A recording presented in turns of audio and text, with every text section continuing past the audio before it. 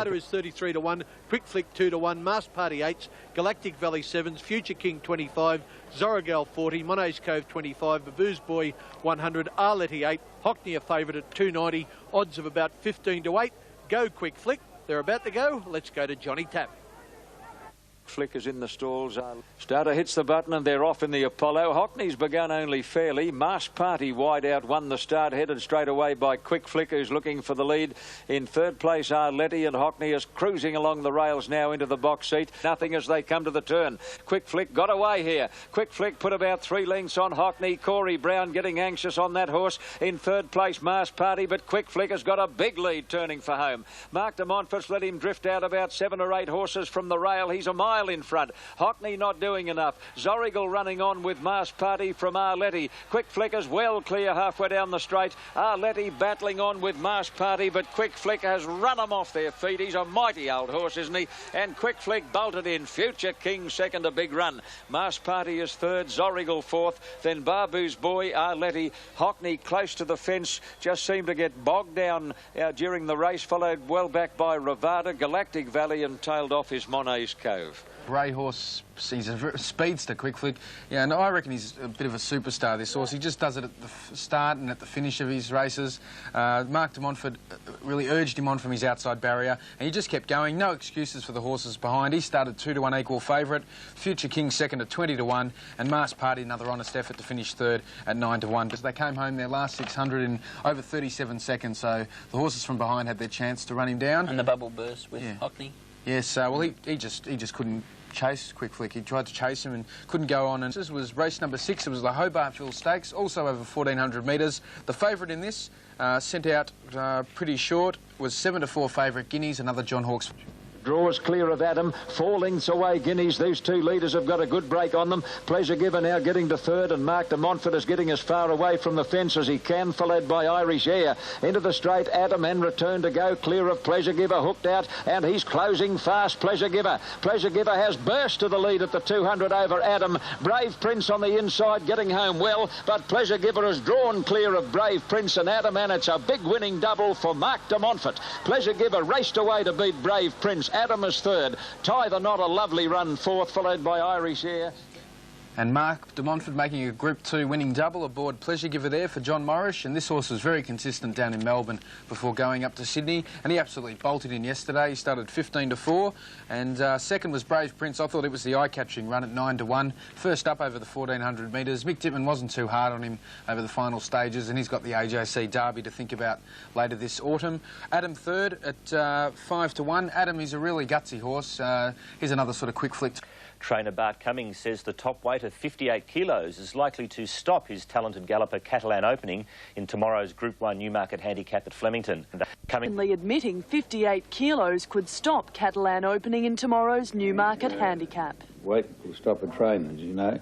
He's a big, strong horse, but the only horse that the last one to carry that weight was Shaftesbury Avenue, and I don't think this horse is quite up to that standard. Cummings hopes Catalan Opening is showing at $8.40 on the tote, just over 7 to 1. Remember, these are Super Tab approximates, and they could order just near race time. Number 2, Blazing Reality at 25 to 1. Rock You from the Lee Friedman stable. Gee whiz, they always go well in Group 1 events, is at 11 to 2. Singing the Blues at $6.90, almost 6 to 1. Number 5, General Nadim, at the moment is showing at $3.70, not quite 11 to 4. Notoire at 12 to 1, Flavour at 12 to 1, Another Excuse at 50 to 1. TAB number 9, Toledo, has just firmed a little into $17, which is 6, is at 20 to 1, and number 14, Scandinavia, to be ridden by Greg Hall, is a 10 to 1 chance.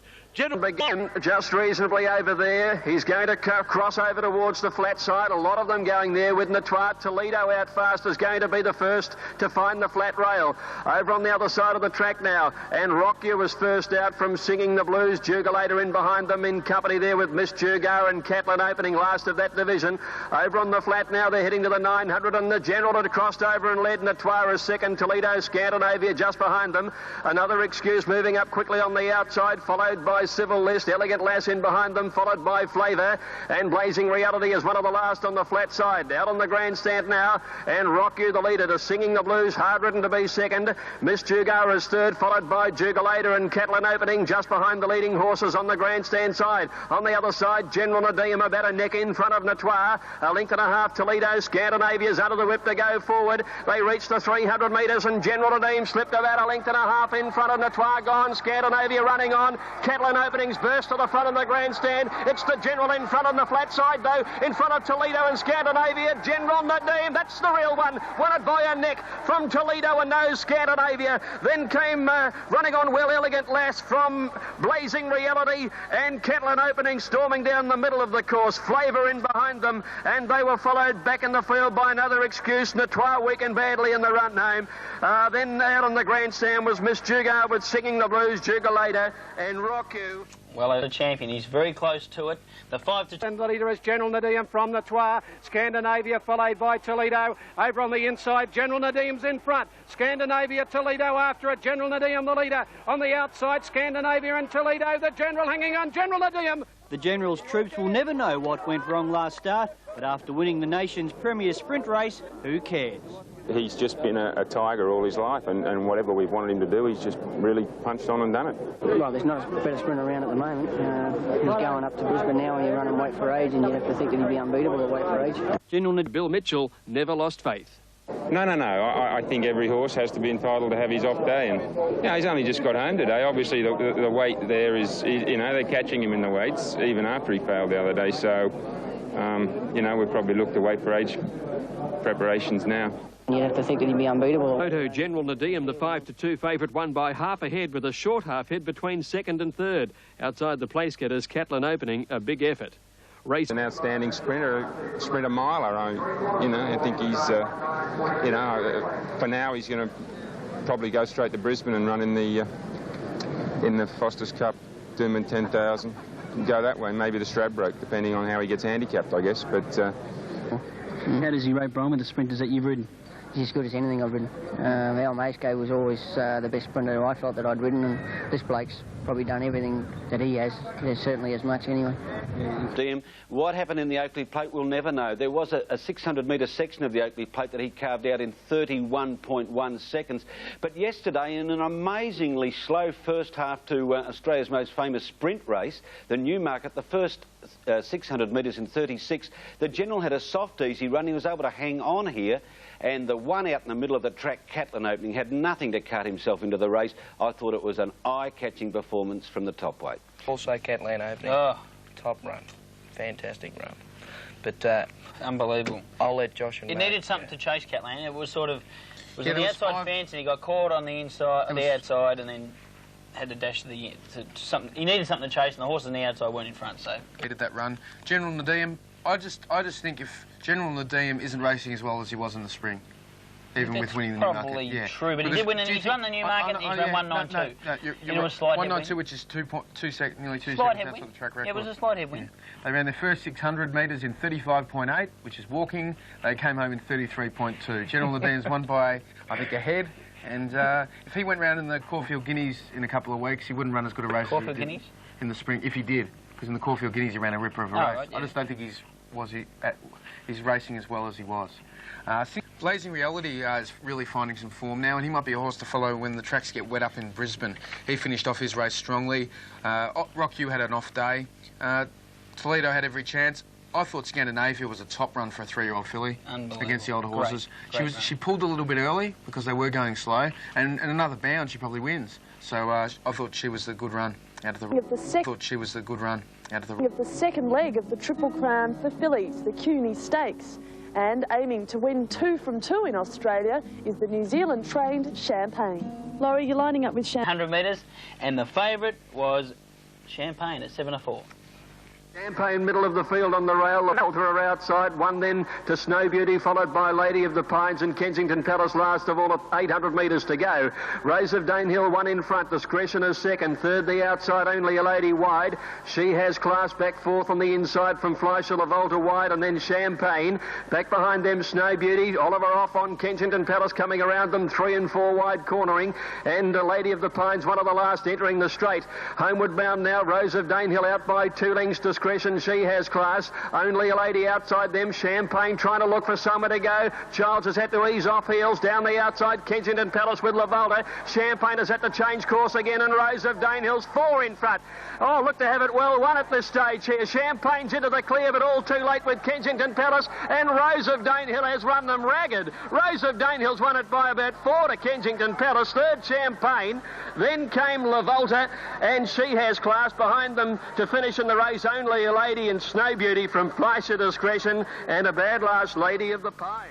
Was dominated by Freedman, Jason Patton and Rose of Danehill.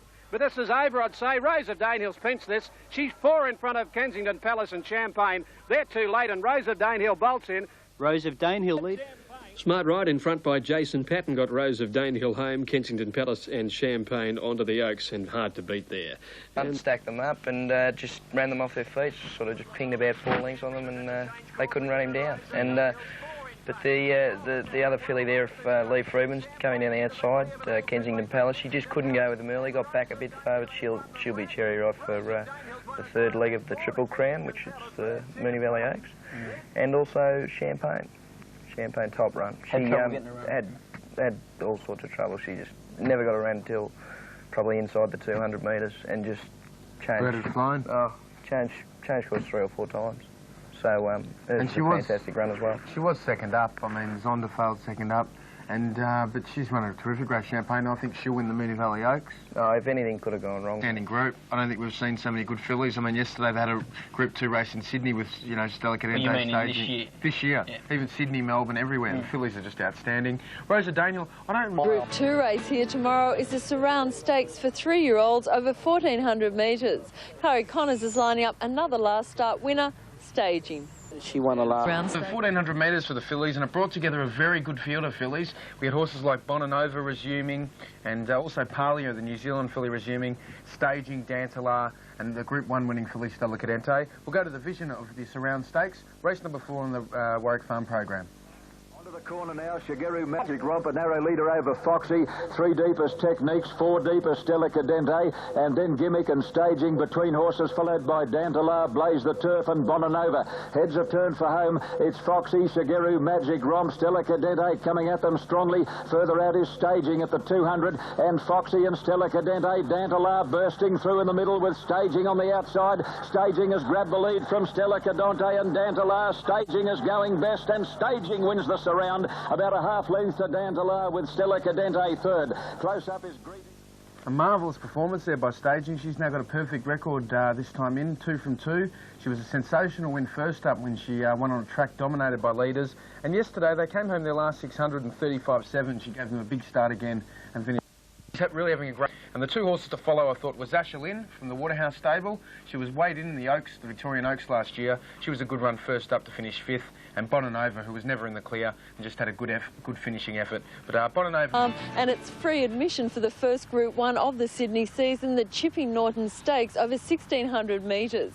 The early favourite is the local champion miler, Encounter, and trainer Chloe... 100 metres mark, and Magic of Sydney is the leader over Future King and On Air. Encounter's had a perfect run, 1 off on the outside, followed by Falonte, who's about to whip up 3 deep, followed by Moss Downs, and last of the 7 into Gaze as they turn the corner. Into the straight, Magic of Sydney first for home. Magic of Sydney first for home over Future King. Encounter's about to loom up on the outside. On his outside is Falonte, who's under heavy pressure. Encounter going like a winner at the 150 mark as a length or more to Falonte. Into Gaze wide out, getting home well, but Encounter's going to win under hands and heels riding. Encounter by... Oh! He eased near the line. On Air has come again on the inside and damn near got him. This was On Air has come again on the inside and damn near got him. Yes, under normal circumstances, Shane Dye easing on Encounter would have been rather controversial. Dye was warned about dropping his hands before the post. Dye said that Encounter had spotted something near the post and had pricked his ears, and he was getting him to the line the best way he could. But Jim, the point in question... And he's not smiling, is he? Well, Sandy, that's racing. That's racing. But in quite one of the more sensational aspects of the turf, stewards yesterday questioned Jim Cassidy, trainer Jack Denham, and also at Kembla Grange, another jockey, Troy Phillips. Now, the questions were asked about Jim's use of the whip on Falante and the Chipping Norton Stakes at Warwick Farm yesterday. Jim, just exactly what did you do with the whip? Well, my whip was caught in the main at one stage, Max, and, you know, as we know, there has been an adjourned inquiry into it, but I don't believe I've done anything out of ordinary that I haven't done before. But obviously... Shane Dye said after the race yesterday that he was never worried on Encounter, and those of us who backed him weren't either.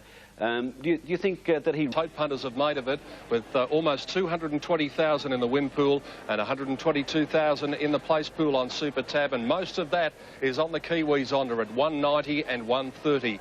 Gold Guru showing $6.60 and $1.80. El Mirada, also good value, $6.70 and $1.60. Got Vitronitis tightened up a little bit at $9.20.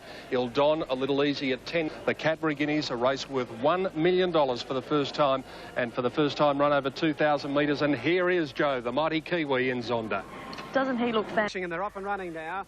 And Lahar has quickly eased to the tail of the field, and first out in the middle, Swing King. Bouncing quickly, Mustang Red, Prince Standard, and Ancient City is travelling forward. Zonda back running fifth when they settle down from El Mirada, followed by Gold Guru. Ball. 800 metres to go. Prince Standard about a half in front of Swing King. Ancient City 1.5 away. Third, 2 to Mustang Red running fourth. 1 to Gold Guru. Then El Mirada on the inside of Zonda. 2 lengths further back in the race, Ildon, who went up outside Vitronite, and 2 then Lahar and Behemoth last of all. Up to the 600 metre mark, Swing King went up to Prince Standard. They're 4 lengths in front of Ancient City, dropping out from Mustang Red, Gold Guru. Zonda is the widest runner in the gold colours, pulled to the outside, and Vitronite went back to the fence. 300 to go. Prince Standard 2 in front of Swing King. Here's Gold Guru and Zonda down the outside. Ancient City dropping out quickly. Zonda on the outside and Gold Guru. They've got to the front together. Gold Guru and Zonda. The chest is on for the Kiwi now. 200 to go. Gold Guru and in front. Zonda coming at him on the outside. Gold Guru is digging though. He's 3/4 in front. Zonda won't get him from Ildon. Gold Guru hanging on. Gold Guru wins the Guineas a half length. Zonda 2 away. Third in the race is Ildon. Then Prince Standard, Behemoth ran on well out wide. Further back then is Vitronite, followed by El Ramada. Further back in the race, in Lahar, followed by Mustang Red. And Ancient City last of the main bunch, bar one, last of all. Out of Eldon when they corner, and then Behemoth and Lahar in the straight. Prince Standard shot 3 in front. Here's Gold Guru and Zonda both making runs together. They're starting to charge home. 250 to go. Gold Guru and Zonda race to the lead over Prince Standard. Eldon from well back. Gold Guru a half in front. Colgan getting busy on the favourite. Zonda can't peg him back. 100 to go. Gold Guru 3 in front. He's holding Zonda in the last bit. Gold Guru and Greg Charles half a length to Zonda. 2 lengths to Ildon third. Prince Standard 4. Behemoth flying home again fifth. Then came El Mirada and Vet. Gold Guru gave South Australian trainer Leon McDonald his biggest race success. And to be here with a horse bought in the Adelaide sales, and you know, for Adelaide owners, it's a great kick for South Australia, in my opinion. A late entry for the race, Gold Guru gave Greg Childs his second Guineas success. He's off to Sydney now for the big 3-year-old races. Childs in peak. He's flying, isn't he? He is flying. He's a very good horse. He was a bit stiff in the Victoria Derby. Behemoth finished up in 5th placing, and the time was pretty slick. Gee, 2 minutes, 0.5 of a second. That is unbelievable time. It's only 0.7 of a second outside Kiwi golfer's record. So that is... Yeah, it was, but, you know, in a way, there was no bad luck, no misfortune. We were beaten on our merits, and that's a lot easier to handle than hard luck, really. Underrated horse, Gold Guru. Well, I don't think so much now, but he was before the race, Josh. Yeah, there's no doubt about that. He was very impressive at Caulfield when he won at Caulfield, and people still thought that Zonda would have his measure. But he did beat Zonda by 3 or 4 lengths, so Zonda had to make a big turnaround to beat Gold Guru in the Australian Guineas. Most people thought he would. But he's just always been underrated. I mean, at Moonee Valley last spring on Cox Plate Day, he ran sensational time. I mean, you can't compare the way the races were run, but his time was quicker than the Cox Plate. So he's obviously got a lot of ability. Well, if you look at it, on that... Zonda always looked like he was never going to get him. He's always he tried his heart out, Zonda. I just don't think he's as good as Gold Guru. The runner I liked was Il Don, the third horse. He was the first horse under pressure. Damien had to pull the whip on him around 500 metres from home, and he finished the race off really well. And Vitronite had no luck, as you picked up earlier, Mark. The horse...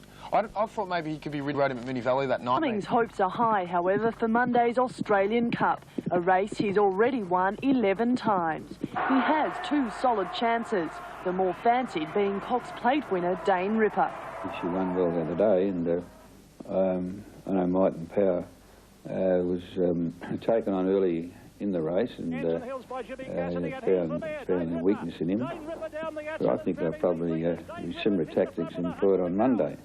So really, I think Dane Ripper's got an excellent chance again. But beware the coming second... 180,000 in the win pool, almost 220 in the place pool, $6.50 to Remus, 26 Court of Honour. $7.50 Always Aloof, and a bit of a tip here on track. Delinquent 14, Marble Halls $4.40, well in contention.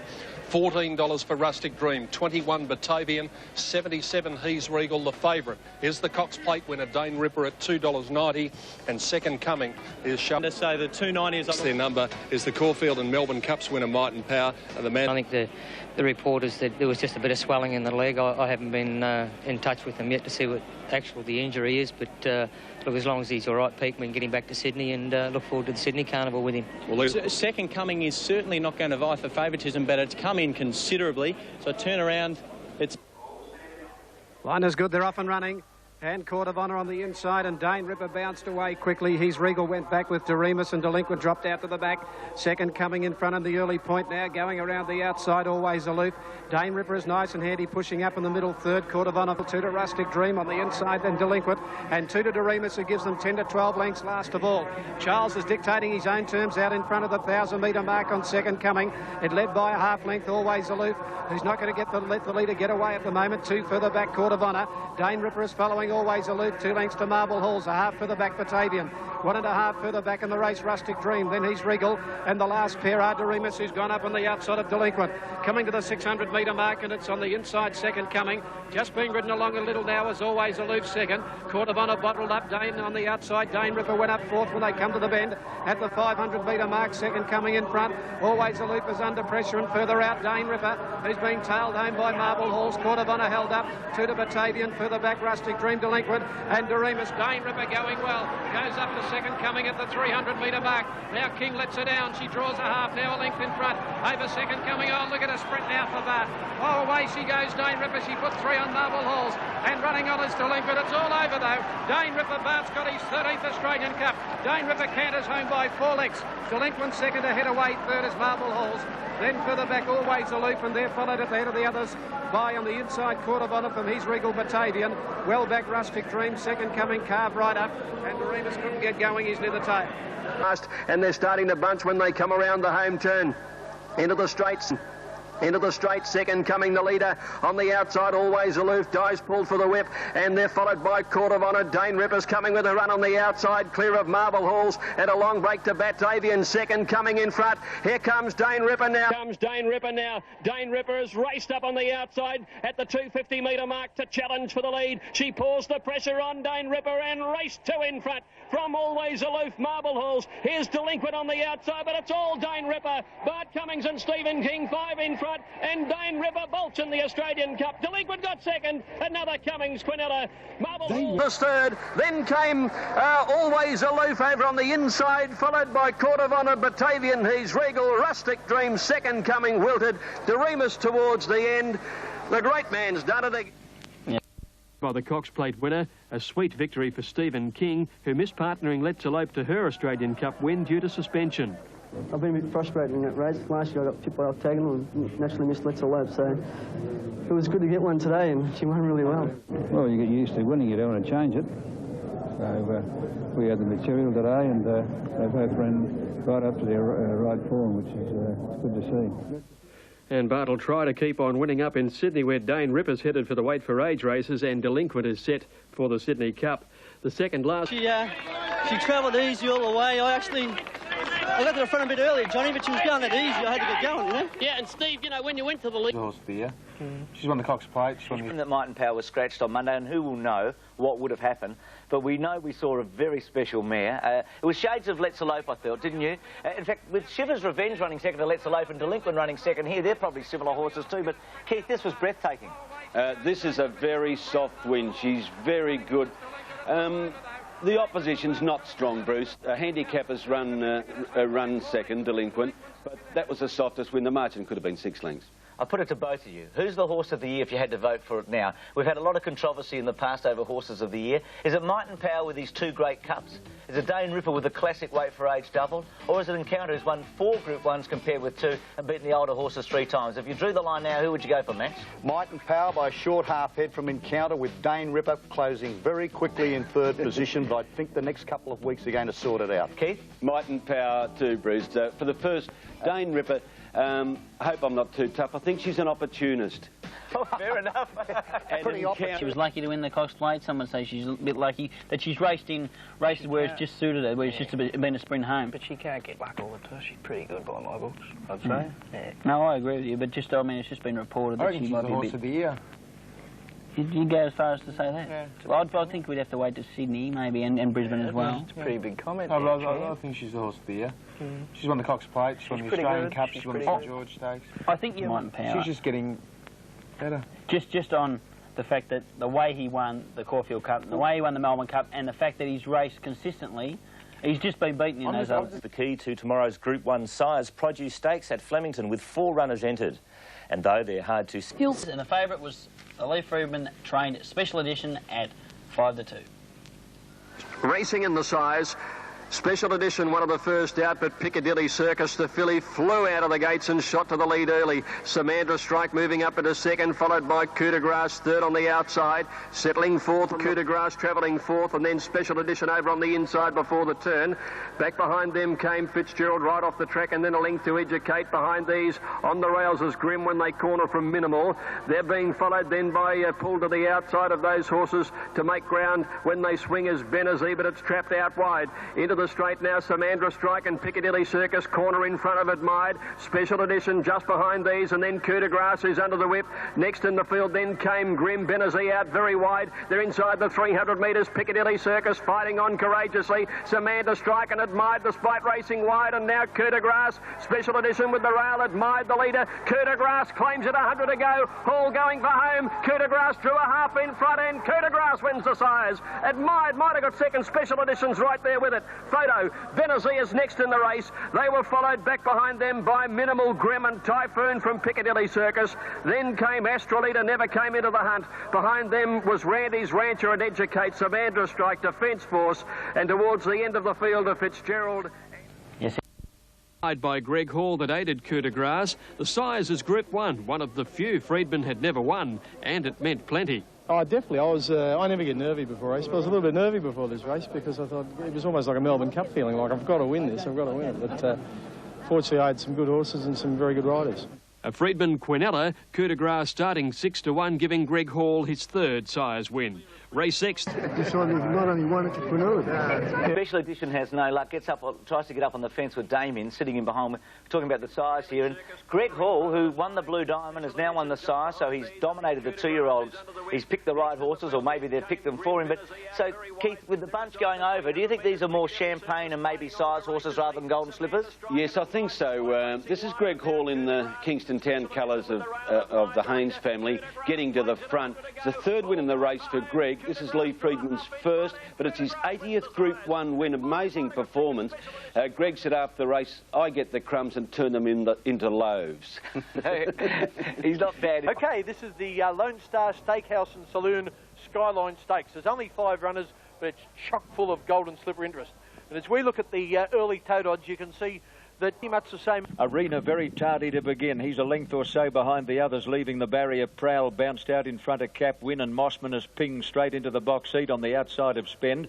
John Powell's waiting there to hold Bittman in as long as he can, and Arena is last of the 5 as they turn for home. In the straight, Prowler's being tackled by Cap Win, who wants to run about a bit. He shifted ground rather sharply. They outsprinted Mosman and Spend, although Spend is now starting to wind up. Prowl got going again, took a narrow lead over Cap Win. Spend has got the run between them if he's good enough, but Prowler's in front close to home, holding them all at bay. Arena's getting home fast when it's all over, but Prowl led throughout to beat Spend. Arena doing his best work in the last 50 metres to get third. Mossman didn't come on in the straight just when you expected him to accelerate. There was nothing there, and last of the 5 and racing erratically today was Capwin. Race. We might talk over this for a little bit. This was the horse that actually you'd forgotten had gone to the Blue Diamond, Max. No, I didn't forget it all. No, I didn't forget it all. No, I think the Blue Diamond form is very misleading, Bruce. Let's get that. I don't put a great deal of store in the Blue Diamond form. Prowl was beaten, would have finished much closer, but for bad riding instructions. Was ridden back. Here he is. He's ridden up front. He has broken the race record. Incidentally, ran faster than Guineas and Encounter in the corresponding race last year. Doesn't really relish the last bit. Switches the tail, that's a characteristic. That Spend coming out after him, but his sections were good, his win was good, he will get better, and he's definitely a top bracket Golden Slipper chance. Who's Di going to race? Into the 2-year-old. The race here tomorrow is the Canterbury Stakes over 1,200 metres, and the big grey from Roundwick, Quick Flick, looking to make it 2 in a row.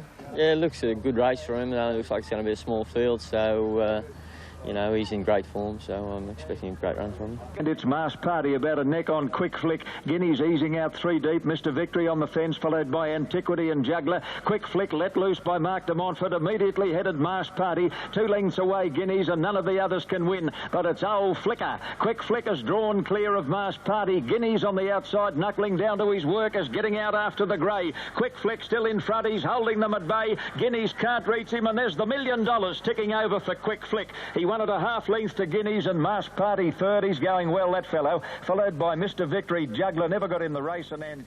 Actually, he's probably my favourite horse, Quick Flick. He does it at both ends of his races. He can work hard to lead. He can sit outside the leader, and he just grounded his opposition into the ground yesterday. He started the opposition into the ground yesterday. He started the 10-9 favourite, beating Guineas at 9-4. At Rosehill Gardens tomorrow with the Group 1 Canterbury Guineas. It's the first leg of Sydney's 3-year-old Triple Crown, and hoping to spoil the locals party is the filly from across the Tasman, Tycoon Lil.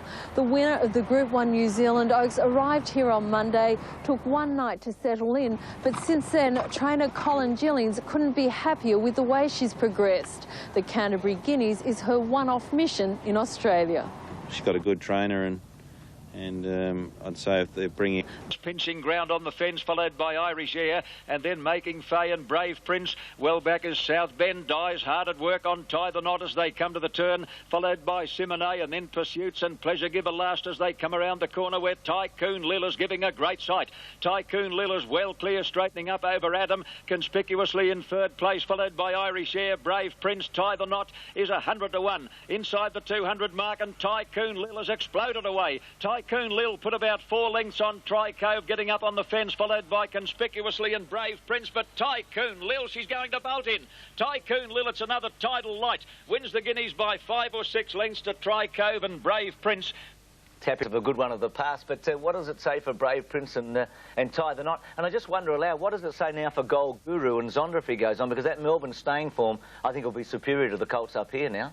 Well, you think that, Bruce. You may think as you wish, but I would just like to point out that it was a sprint home. I'm not making any excuses. I thought our 3-year-olds were a little bit disappointing. However, you look at Brave Prince. Brave Prince has only had 1 run after a spell. This is second up. Look at Tie the Knot. Definitely disappointing, but as Shane Dye pointed out, Tie the Knot still run home in about 34. He can't do much better than that. The pattern of the race did suit the winner, but regardless of patterns, she would be too good for those colts and geldings. But I just don't know whether Gold Guru is better than they are. Will be competitive. Gee, there was a race behind the cakewalk there, wasn't it? That was the most impressive one you've seen for a long time. Gee, wouldn't it be big, Keith, if she'd gone to Moonee Valley next week to take Champagne and Kensington Palace and Rosa Danehill on? But that's not going to happen. Well, she's beaten Champagne by 2 lengths already, so that's a very strong form line for Champagne too. Look, we're going to appear that she's going back to New Zealand. Trainer Cole Gillings said, well, you can stretch an elastic band so far and then it'll snap. obviously feels if he goes on with Tycoon Lil, she mightn't be able to reproduce that form. But a very capable trainer, an outstanding filly. Gee, it was a talk of the track at Flemington. I mean, every experienced racegoer and trainer and owner was saying, what about that for a win? And Max, she's going to be set aside for the Cox Plate in Melbourne next spring. Keith, she looked a Cox Plate winner. There's no doubt about that. Let's go to the track. Tycoon Lil was started in barrier 17. She sweated up before the race. She didn't want to go into the barriers. When she went into the barriers, and this is what I liked about her, they turned the lights on. She knew what was going to come up. She jumped beautifully, and then for the first 600 metres, I showed Tommy the replay. First 600 or 700 metres, she pulled. She pulled herself, and most horses would be pulled into the ground. Grant Cooksley finally settled her just before the home turn, and when he let her down, she just exploded. And she's beaten horses which wouldn't be warmed up yet. Brave Prince, who won our race at Caulfield, the big 3-year-old race. Ty the Knot, who's probably rated the best 3-year-old in the country, or one of the best. And I thought it was amazing. Still to win like that, it was just a phenomenal win. Yeah, but good effort. Very good. As John Tapp said, she's another Tyler Light. Now, Tyler Light destroyed him in one of the feature races in Sydney going back about 10 or so years ago, a bit more than that maybe. Now, we've seen horses do it before. You're putting big raps on it. I know you're putting huge raps on it. They say Foxwood's even better from New Zealand. No, this one's better than Foxwood. Well, I'm just... No, I've been told that she's the best, Tycoon Lil. Well, on that run? No, before the race. Yeah. Foxwood's probably second, Champagne third.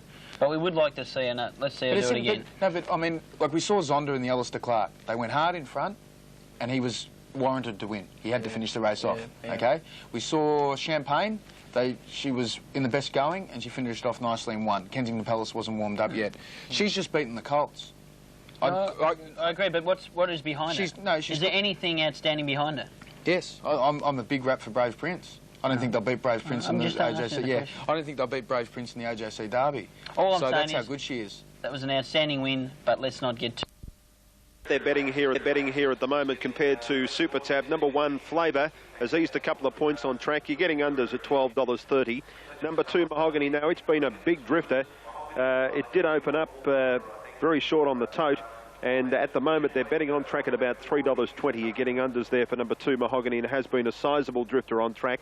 The inaugural running of the Norman Carline Stakes, this race formerly known as the Stanley Wooten, and Norman Carline was a former chairman here. Drifted just a little bit. $5.50 is what they're betting on track, and Scandinavia was a bit of a drifter early and has just come in for a little bit of support here, number 7, Scandinavia. And in summary, really... Missing the start slightly, Mahogany. He's got back towards the rear with Singing the Blues, and Paint was first to bounce out of the stalls. Sports is going up to run to the lead over him. They're the 800, and the leader Paint a neck in front. Sports is second. Third on the inside, Rock You. Scandinavia around him. 1.5 Flavour tucked in on the inside of Singing the Blues, and 1.5 length Mahogany about 7 off the leader.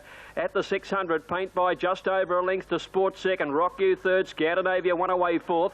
Flavour on the inside, Singing the Blues hard-ridden, and Mahogany Hall's asked him to go now. He's hard-ridden to make some ground. Paint came towards the 400, led 1.5 lengths, Sports and Rock You. Scandinavia's hard-ridden in 4th placing, coming to the home turn, then Mahogany getting to the outside. It's Paint leading by 2 lengths. He skipped away on the home turn from Sports. Rock You's into the clear, then Scandinavia, Mahogany. Paint the leader, he's getting a little tired. He's more than a length in front. Here's old Mahogany coming with Scandinavia. Flavour flashed up on the inside. Flavour flashed home on the inside, beat Rock You. Photo third, Scandinavia or Paint. Mahogany close up on the outside from Sports and Singing the Blues. What a ripper of a finish. Flavour's come through. He certainly has, Greg Miles, and Flavour, a brilliant ride by Greg Childs. We were just looking field, and the difference was, now watch Flavour, here it is, second last. Now watch Childs go to the rail, and Greg Hall had to come to the outside on Mahogany, but you'll get a great indication here of Greg Childs darting back to the inside, Paint just rolling away from the fence, and Childs urging this horse through. There wasn't a lot of room there. There was probably about 1.5 horses at the end, and that was its only chance of victory, Flavour. There are the dividends, $15.40, $5.80, $5.10. The Quinella, $49, exacta $1.49. And second in a Cox Plate, winner of 2 derbies, winner of countless other races, and I think he's certainly earned his time in the paddock, and it does appear that he has been retired. So good luck to Mahogany in his twilight years. Josh? Tomorrow's $1 million Moonee Valley Oaks is the culmination of Melbourne's successful autumn carnival. Looking to finish the season with a bang is Lee Friedman. His filly Kensington Palace and Kiwi horse Champagne look set to fight it out in the feature event. It's the richest race for 3-year-old fillies in the Southern Hemisphere, the Moonee Valley Oaks. And while most see it as a race... Palace is even money favourite. Champagne's a 2-to-1 chance. She's the second favourite with punters. Gliding Light's 12-to-1. Snow Beauty number 4, 10-to-1. Spot of Magic's a 33-to-1 chance. La Volda's 11-to-1 chance. Kensington Palace and 2 lengths back Lahar with Protégé. Spot of Magic sped clear at the 1,000-metre mark and she opened up about 8 lengths on La Volta. 2 lengths to Champagne, 2 lengths to Gliding Light. Snow Beauty ahead away the inside and then Kensington Palace. Next Welcome Aboard in the last 2 of Protégé on the outside of Lahar. At the 800 and Spot of Magic out by 6 lengths La Volta, 2 lengths to Champagne, a length and a half to Gliding Light on the inside, then Snow Beauty. Kensington Palace Hall still hasn't gone on her, followed by Welcome Aboard, Protégé and Lahar when they came past the 600 and Spot of Magic only 3 lengths La Volta and Champagne called on for the run, 2 lengths Gliding Light and 2 lengths away Kensington Palace. Now she's asked to go and she's starting to hit top gear. Spot of Magic only a length in front, Champagne's claiming her quickly with La Volta. And 3 lengths back then came Kensington Palace and Gliding Light. Champagne took the lead on the home turn and dashed a length in front of Spot of Magic and La Volta. Kensington Palace coming down the outside. Champagne with a good lead. She's more than 2 lengths in front of Kensington Palace and La Volta. Champagne in front. Kensington Palace is flashing home when it's all over. Too late, I think. I reckon Champagne knows Kensington Palace. Photo third, La Volta or Gliding Light. A long way in front of Spot of Magic, Protégé and Welcome Aboard. Back behind those in the field at the end, the Snow Beauty in company with Lahar. Kensington Palace.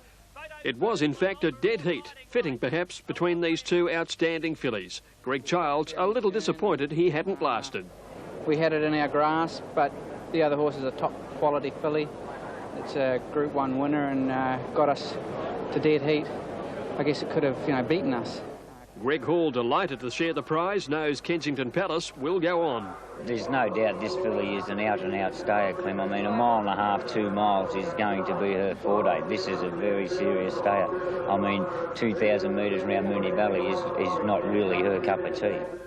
Further clashes await in Sydney as both Champagne and Kensington Palace head north for the AJC Oaks and Derby. Race 6. 2 miles, could be even a race like next year's Melbourne Cup. Oh, no, I have no doubt about that. And since she'll be a serious starter, and I think she'll be favourite. Kensington Palace, Bruce, she was a long way back, but she was heavily ridden, hard ridden for a long way also. She's a grinder. That's why, as the distances get further, she'll get better. I think she'll win the AJC Derby. Do you? Gee, Yes, if she beats Gold Guru, we'll have a little side wager on that later. Perfect. The 2 best fillies, they went all on together. She's just crying for a mile and a half as well, Kensington Palace. There's no doubt about that. Golden Slipper Day. Pete Bog. Yeah, then he's got 5-to-1, 12-to-1 electrifying. But look, Laurie's Lottery looked very, very good. Again, race 3, the Todman Slipper Trial at Rose Hill in sweltering heat. And quite a number of these youngsters are showing signs. He went straight back to the tail of the field. Alf is first out. He's away like a flash. Going quickly wider out is Laurie's Lottery, followed by Electrifying. Pete Bog is in a handy posse. St Plato Magic is about to tack on. 600 out. Alf is the leader over Laurie's Lottery. St Plato third, then Electrifying. A Glacier 5 off the lead is flat to the boards coming around the turn. Pete Bog is carted off the course and then Pleasant Air into the straight. Alf and Laurie's Lottery. Alf is a narrow leader. Electrifying in third place, followed by St Plato, who's pushing clear of a pocket at the 200 though, and Laurie's Lottery headed Alf, who's not done with. He's coming again there, well clear of St Plato. Laurie's Lottery and Alf are having a 2-horse war. It's Alf on the inside, Laurie's Lottery. Alf shifted out there close together. They bumped a couple of times. To the line they come, Alf and Laurie's Lottery. Oh gosh, it's close. Alf on the inside has kicked. Don't know, it's a head bobber. Alf and Laurie's Lottery. A Glacier third, followed by Pete Bog, Nick's Magic. And then St Plato, Pleasant Air and Electrifying pulled up at the tail of the field. Melbourne jockey on Alf, Shane Dye on Laurie's Lottery on his outside, and they've streeted the pre-Golden Slipper, pre-post Slipper favourite of Glacier, who is a distant third. Now as they get near the line, it's very close, it's on the inside, and on the outside, Laurie's Lottery, by golly, number 2's got it. Laurie's Lottery has won the money. Laurie's Lottery first, Alf second and third. Alf second and third. There's Laurie's Lottery. TAB number 2 pays $2.70 and $1.30. $2 even for number 3 Alf. and $1 is showing at 360. Glamis at 17. At 15.70, isn't it? As I look at the tote board a bit clearer.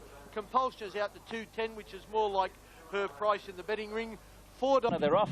Beautiful start, came out as one. Statement immediately broke away and led clearly at the end of 100 metres over Danelaw.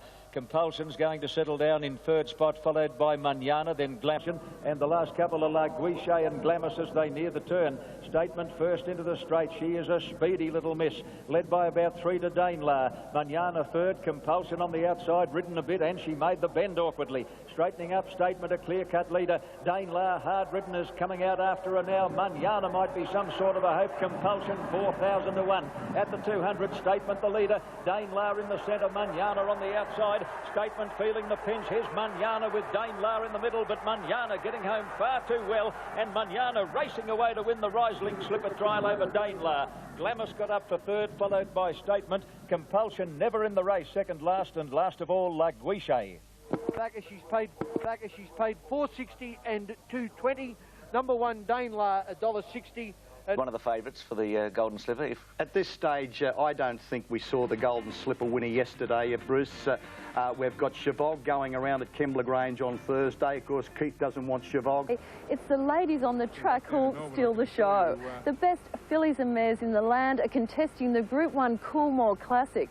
The early favourite is Jim Cassidy's mount, Blue Storm, out to continue her... $8.50, Stella Cadente $5.90, Blue Storm $10.80, Amber $48.80, Stonyfell Road. Have a look at these tote prices.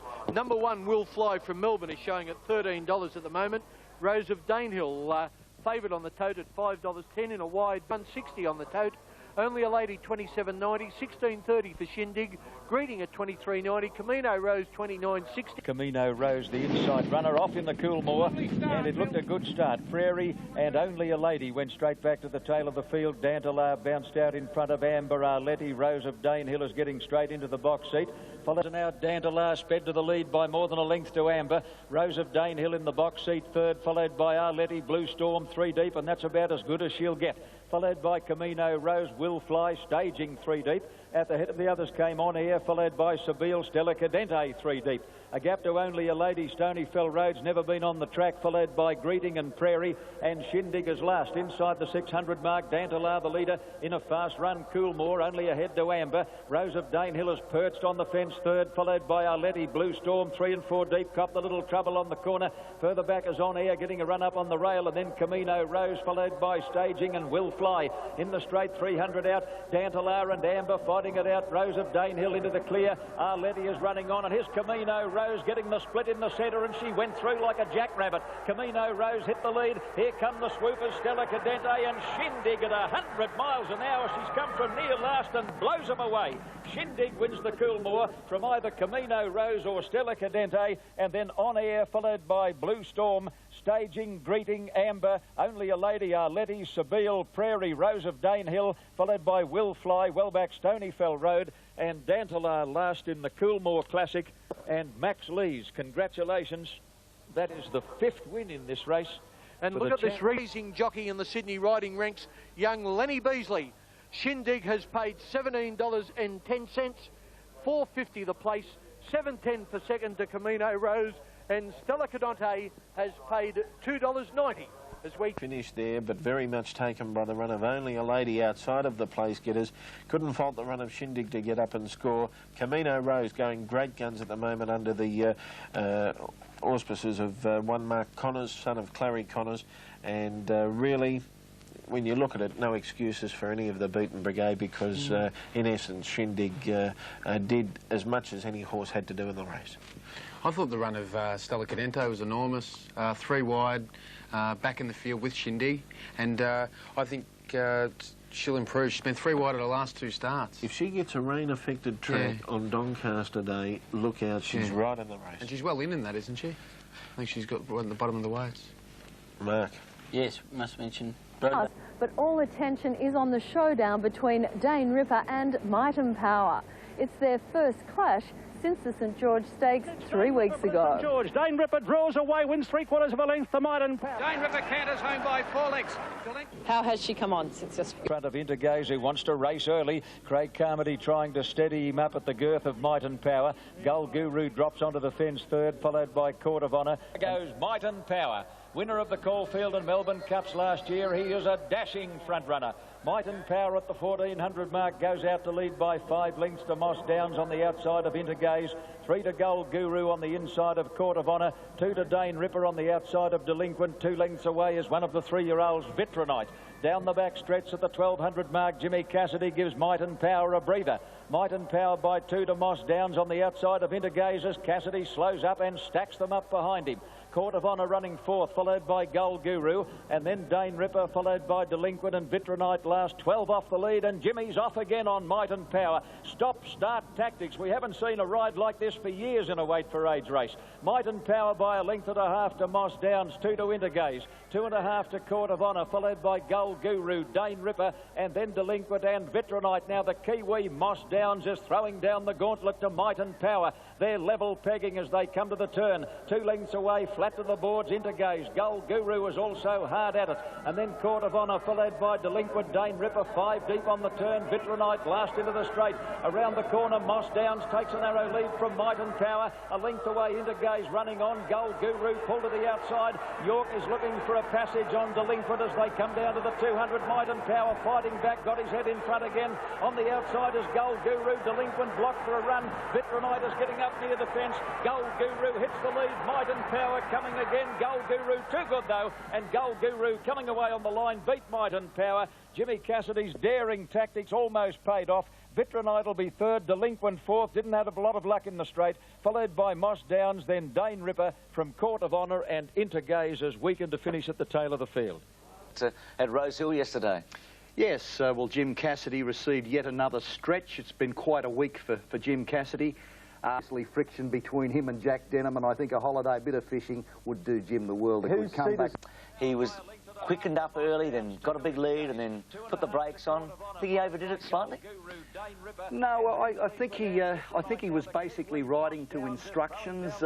He's had to half nurse the horse. Don't forget, Bruce, that this is not a hard fit horse. This is a horse that's missed a week's work, and that's vital. That's what cost him the race. Well, the pace was on all the way. Gull Guru is a terrific stayer, and Dane Ripper, well, Keith might have been right last week. Takes a narrow lead. The Mercedes Gull Guru, and then maybe the Derby. Things have changed, haven't they? You'd think as a 3-year-old, the Derby would be the one. Yes, but certainly you've got to take into consideration the tempo of that race. That was a stayer's race. You see Delinquent running such a good race. Now, Dane Ripper beat Delinquent by 4 lengths last start in the Australian Cup. Dane Ripper, well, I thought definitely she was disappointing. The question has been posed whether Dane Ripper is as good in Sydney as she is in Melbourne. Bart Cummings said, well, is Stephen King the rider? But I certainly can't blame Stephen King for the defeat of Dane Ripper yesterday. She just didn't fire. The hard tempo, she was never really travelling. She was never going to get into the race. Gull Guru, probably unfairly, has been in the shadows. When we look at his form card now, he's had 5 starts at 2,000 metres or beyond for 4 wins and a pretty good run in the Victoria Derby. He's made it to the top level now, hasn't he? He has. And when you said Dane Ripper you think might be an opportunist, do you know what you meant when you said that? Yes, because as Max described yesterday's race, Bruce, as a staying test, that's where she was found out. And the other races, no pace. She's got rapid acceleration. She was able to use it and pinch a couple of races. But mind you, you've got to have some ability to do that. But when the chips are down, I just think she's a little bit short of what's needed. Dane Ripper. Interested, Tom, to hear your thoughts on the ride of Stephen King there. Probably a little bit, he was a victim of circumstances, but still, to my eye, she was still a little bit disappointing. She'll go to the Doncaster now, we understand, and Stephen has a booking to ride her in the Doncaster over the 1600. These two horses, Quinella, the Mercedes Classic, and they are, of course, Gull Guru and Might and Power. It'll be a titanic tussle, one to look forward to. But with the Mercedes Classic, Tommy and his Classic, that's Always Aloof and Doremus, Tommy. Yeah. I think they'll be very hard to beat. Yeah, he worked well, Always Aloof. I rode Always Aloof, and Greg... The run of Delinquent out of the race, it copped several checks in the straight, and if he got up on the fence like Vitronite, I think he might have finished second, or like been right in the finish. And Vitronite, he's always been set for... Left to go now on the Illawarra Mercury Classic, and Splendid Horse is the leader. About 2 in front, Medals can get out. Gone Hilarity. Now Chavog popped the big question by Mick Dittman, but Splendid Horse is a big leader. Splendid Horse at the 250-metre mark. Lenny Beasley, head down, riding hands and heels. He's a mile in front of Chavog. Then in third place, Medals and Spenders nowhere. But it's Splendid Horse in front. Chavog stretching out, but much too late. Beautiful ride. Lenny Beasley and Brian Guy, the trainer. Splendid Horse. 3/4 Chavog. About Len Beasley beating Chavog. Well, I don't think he was. He might look disappointing looking at the race because he couldn't pick the winner up, but I thought his run was good. You know, he fell $1 million, and the pace was a bit slow for him. You know, it's the first time I've been on him, and I would say a fast pace would suit him. If he draws an alley in the slipper and gets cover, I'll guarantee he'll spit the bit out. And Shane Dye, that was the end of Spend from a slipper viewpoint. Yeah, well, we'll see how he does this. Wildly for the last couple of weeks, and here it is at the moment, according to Cole Tidy.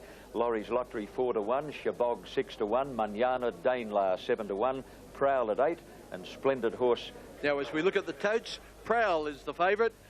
Prowl, as Shane Dye will be deciding today whether to ride Prowl or Laurie's Lottery in the Golden Slipper. And Prowl is at 270, Special Edition at 770, Dansk at 580, the Kiwi. Running, Paris Dream from the inside is a shade tardy. Arena goes straight out the back. Brilliance bounced out in front of Look for Mars. Special Edition away well. Paris Dream is quickly mustering pace along the fence. Special Edition in third place. Prowl can't get on the track. He's been racing very fiercely in the middle stages, followed by Paris Dream and then Mossman. Dansk is between runners coming to the turn. Widest runner in the yellow colours is Natch, and Arena starting to punch up on the fence as they come around the corner. Into the straight, Brilliance the leader. Look for Mars made the bend awkwardly. Special Edition getting through in the centre. Cooksley trying to shunt his way clear on Paris Dream, and further out Prowl taking half an hour to get going. Brilliance is still in front at any old price. Paris Dream is coming after him now. Brilliance tackled by Paris Dream. Prowl can't win. Paris Dream heads Brilliance as they get near home, and Paris Dream is drawing away to win the Pago. Brilliance got second. Arena third, doing his best in the last 50 metres. Prowl has run fourth, and there's another slipper bubble bursting, followed by Mossman, Dracula, Special Edition, Dansk is well back, and the last couple are Natch and Look for Mars. I just think the circumstances of the race beat Prowl there. He gets the right barrier in the slipper. I still think he's a contender, but so too... Prowl drew a decent barrier and you locked him away third or fourth. He's still going to be very, very hard to beat. Prowl finished fourth here. To criticise Dye about he's gone for Laurie's Lottery in the Golden Slipper. I think he's a Golden Slipper. I think he's pulled the wrong rein. Do you do? Well, you spoke to him in Australia. Keith, you first. Before the barrier draw, before all the riders, who's your tip? Well, it's been topsy-turvy, all the lead-ups, Bruce. I mean, there have been reputations dented and some shattered, but... think about it for half an hour. Go on, Max, you go Prowl, next. I'm a Prowl man. I've been a Prowl man for the last 4 months. I think Prowl's performance yesterday was one of the best slipper trials I've seen. Dye my Glacier at 14 to 1. Okay, Manana will win it. There you go. Prowl Glacier. Races, guys. Which come out and not that and the feature race, the George Ryder Stakes, is no exception. The early favourite is Encounter, but making his... Blonde was scratched yesterday. TAB number 2 Juggler is at 7.30. Catalan opening about $5.50, $5.50. Quick Flick at $4.60, $43.60. Marble Hall's at $14.60. And as we go over the page, we find the Kiwi Rebel at $10.20. The favourite Encounter, Shane Dye's Mount, $3.60. Pleasure Giver just out as quickly as what we start. Marble Halls went straight out the back, and Rebels begun just a shade tardily. Quick Flick is away brilliantly and hit the ground in front of Juggler. Zoe Regal is handy, and Counter is fired out of his outside barrier. Antiquity is punching up between horses, followed by Balls, and last monopolised 12 off the lead.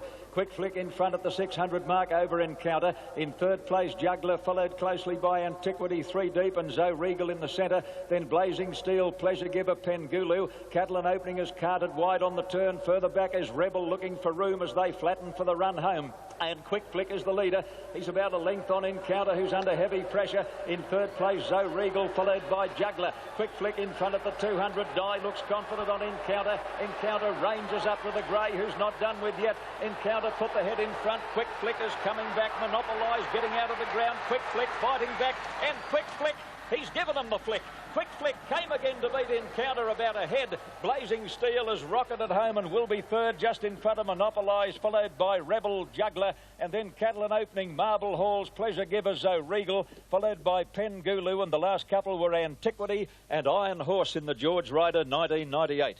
Well, it's $4.90 for the win and $1.80 for the place. And monitor at the moment. So $4.90 and $1.80, $1.60 for Encounter, and $10.60 for Blazing Steels. There you come on for the most underrated jockey. And as I said, Shane Dye, boy, mate, you were looking the wrong way. The danger was in front of you, not over your left shoulder. It was over the right shoulder. He got past. The thing is, when someone looms up, we've just got to keep a fraction in front of the level. And he'll never... No, his ticker got him home. Now, I've been known... It's fantastic, Simon. Look, I thought Encounter was going to go past him with the 4 kilos difference in weight. He really looked like he was going to beat him, but he showed all his courage today. That's right, and we're going to meet Encounter 4 kilos better for the Doncaster. We've got level weight, so I can't wait for that to come around. You're happy with staying right? He got some criticism for Encounter yesterday. It looked a bit unfair from where I was watching them on the telly. I thought he gave Encounter every chance. Now, of all of his faults, I certainly have no criticism with his ride on Encounter. It will be stated that he had no right to be looking around, but he did state he was in a desperate situation. He's got to cuddle Encounter to the line, which he shows. But I think that takes away from the point of a very courageous win by Quick Flick. Oh, he's a very popular horse, a very courageous horse, and it was his day. He's got the task in the Doncaster now, going on the weights carried yesterday. Catalan Opening, Max, we both liked it yesterday. Catalan Opening is Catalan Opening. You know you're not going to get anything objective about me on Catalan Opening, only objectionable. OK. Trotter is married to Quick Flick and married to Quick Flick, and wonderful to see it winning for you, Josh. Quick Flick gets due cause telling honest as the day is long. Yeah, well, it doesn't matter. If he leads, he doesn't need to stack them up. He can just run time. It doesn't. He just goes the quick in front, and they just can't run him down. Tommy, I know you said earlier. Just on that race, just Shane. New Zealanders will also figure heavily in the Rosehill Guineas, the second leg of Sydney's 3-year-old Triple Crown. There are 3 lining up: Zonda, Second Coming, and the smart filly Tycoon Lil, well deserved of her early favouritism. Yeah. What she did to them.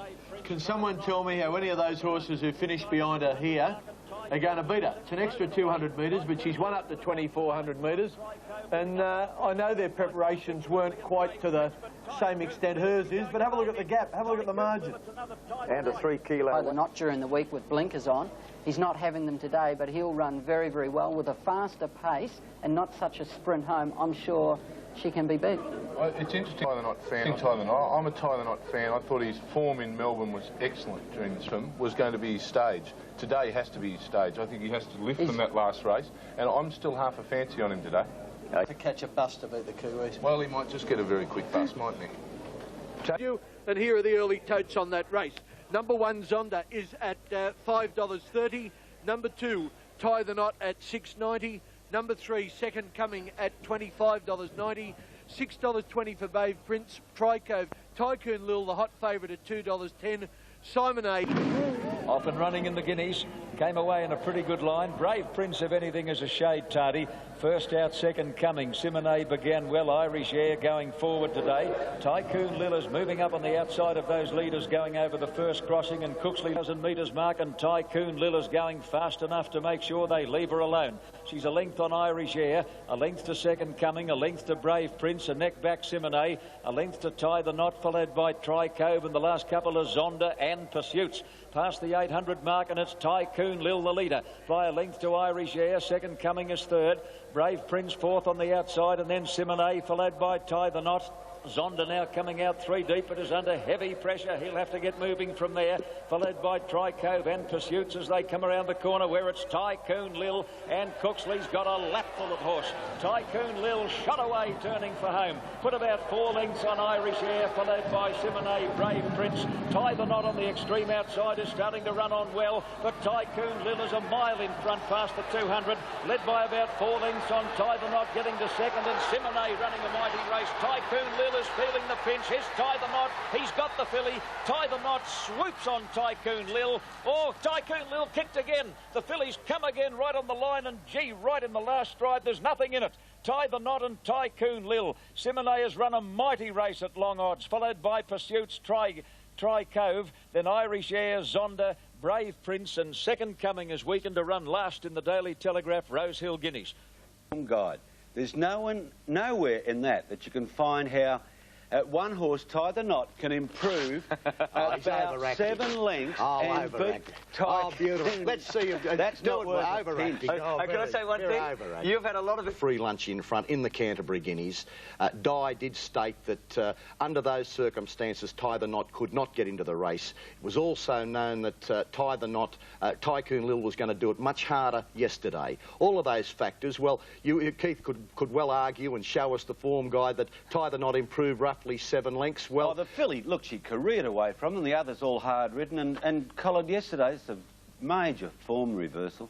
Well, it was, Keith, but I think we did point out too that the filly went into the Canterbury Guineas a hard, fit, seasoned filly. Our 3-year-olds were underdone. I'm not saying that all of those points, you know, equal 7 lengths. They don't. There are a number of factors there. I didn't back Tie the Knot. I wish I had.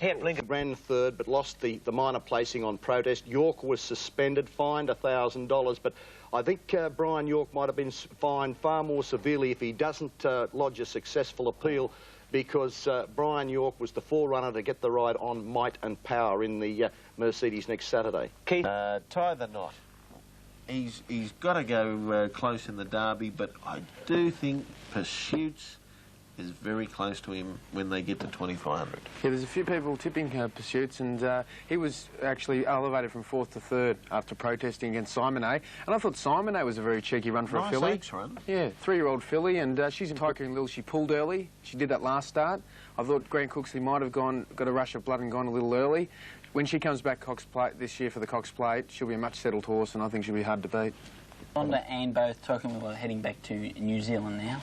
But yeah, and Tie the Knot, he was very unlucky in the Victorian Derby. Has taken out the world's richest thoroughbred race, the $6 million Dubai World Cup. The short-priced favourite showed enormous tenacity to fight off a serious challenge from English galloper Swain and the French star, Loup Sauvage. Incredible. Swain is flying. Swain might beat the favourite. What a finishing prospect. Silver German Swain. It's a photo. It's a great... The win there earning Connections $3.4 million in prize money. This is Bob Baffert, that wonderful... Welcome back once more to Rosehill Gardens for the running of the opening race, the Novotel Queen of the Turf Stakes, and that's less than 2 minutes away here on 1998 Amy Golden Slipper Day. Let's look at the tote prices again in the first. You heard Lee give Rose of Danehill a big rap, so let's go down through the prices. Rose of Danehill, of course, is the favourite at the moment on the tote.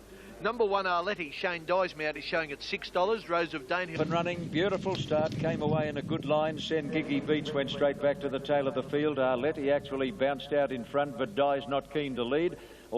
Camino Rose last, about 8 off the lead. She'll have to do a big job because the pace has been very slow.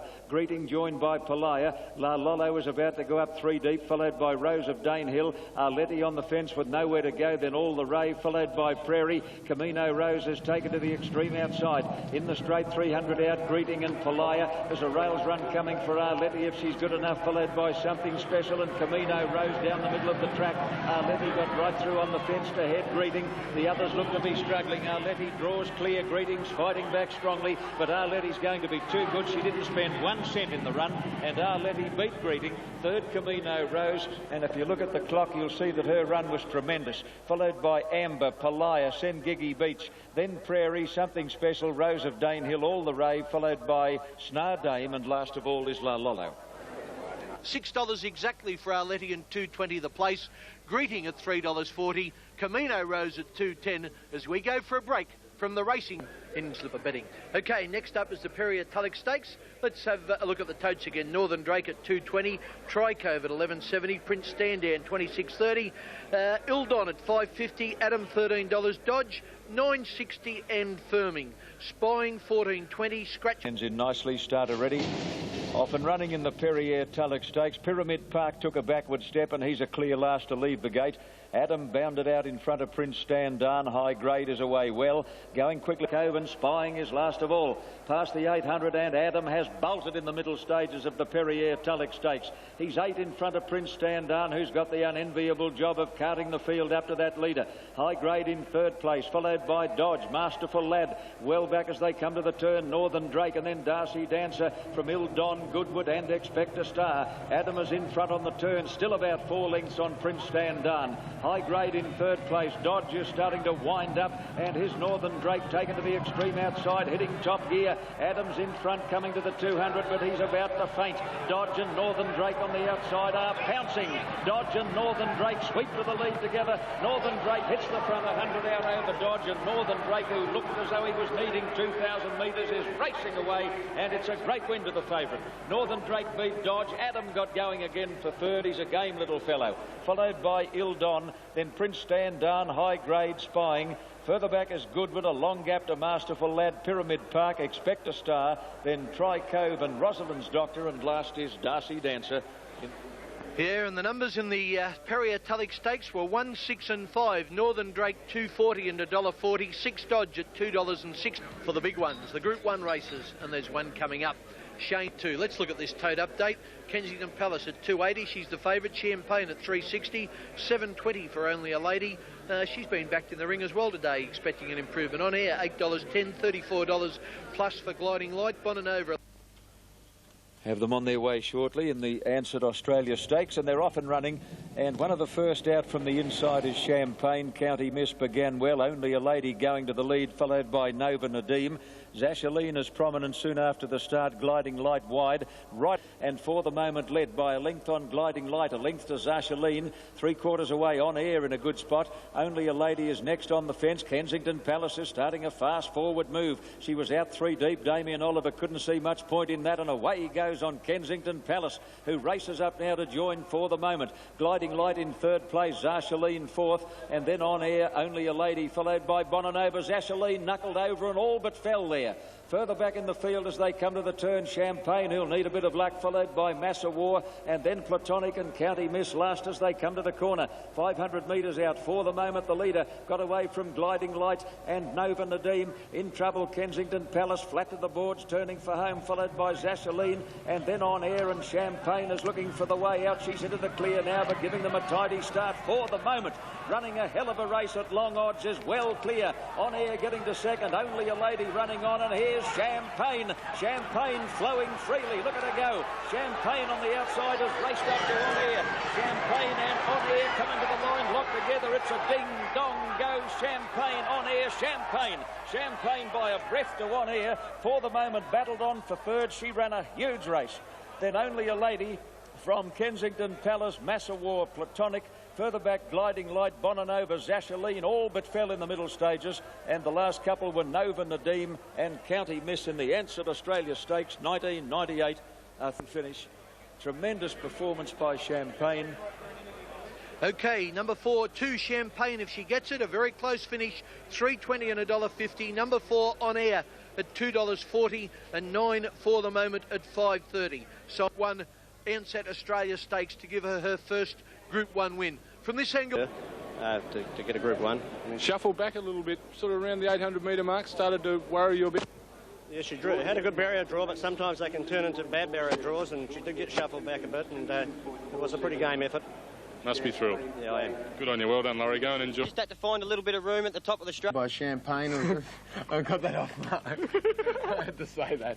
Anyway, Champagne started the 15-8 favourite. The betting On Air at 8-1 and third for the moment at 33-1. She ran a very cheeky race for the moment. She looked a fleeking chance with 200 metres to go, and she's a very good filly. Kensington Palace, punters didn't see it earlier in the race. Was 3 and 4 wide throughout. Had no luck. Oliver was forced to go to the lead and tied in the straight. But Champagne, she now takes the lead in that little battle between Champagne and Kensington Palace. And I really like the way she sticks her head out on the line, Tommy. That's a corker of a battle, too. Yeah. You know, she really, when you see her get to the line, she puts her head out and... Champagne, yeah, she's a very good filly, and I think she's a very good racehorse. She's just all heart. That's right. She's they fine. Yeah. Tom, and we're going to put you in the hot seat right now. Yeah.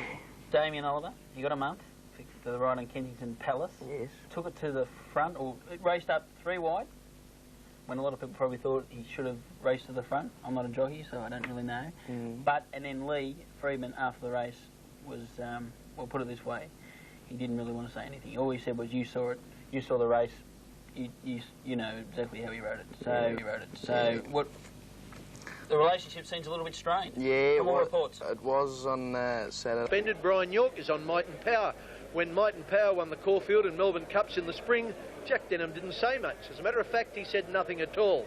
But John Tapp has got him to say something for us today as he takes you through the Might and Power story.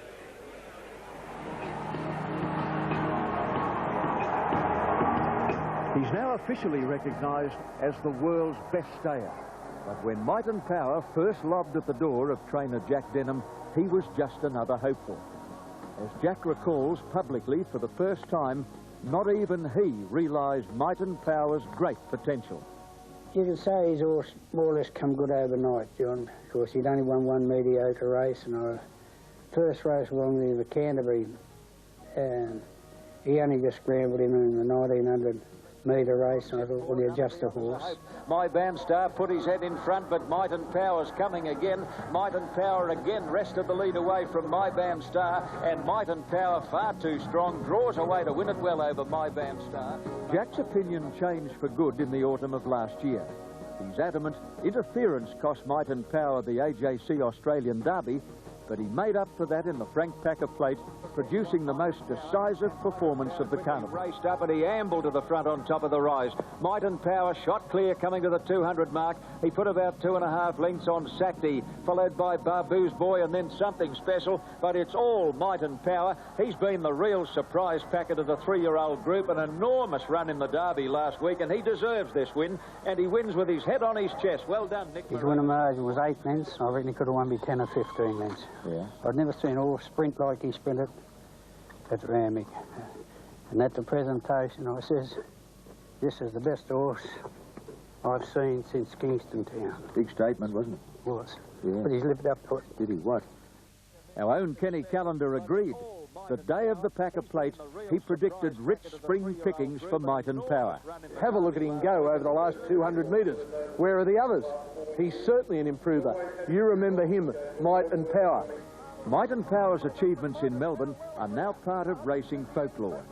His win in the Caulfield Cup was the fastest in history, the greatest since Tulloch. But Might and Power's bolted him with the Caulfield Cup. He wins by 8 lengths to Arena's second. By contrast, the Melbourne Cup couldn't have been any tighter. Might and Power the leader. Doremus is coming at him. Doremus after Might and Power. Might and Power and Doremus, they hit it. Oh, it's close. Doremus runs. Tell you the truth, John, I thought we got beat. When they went over the line, Hall waved his whip, and I said to the wife, we got beat again.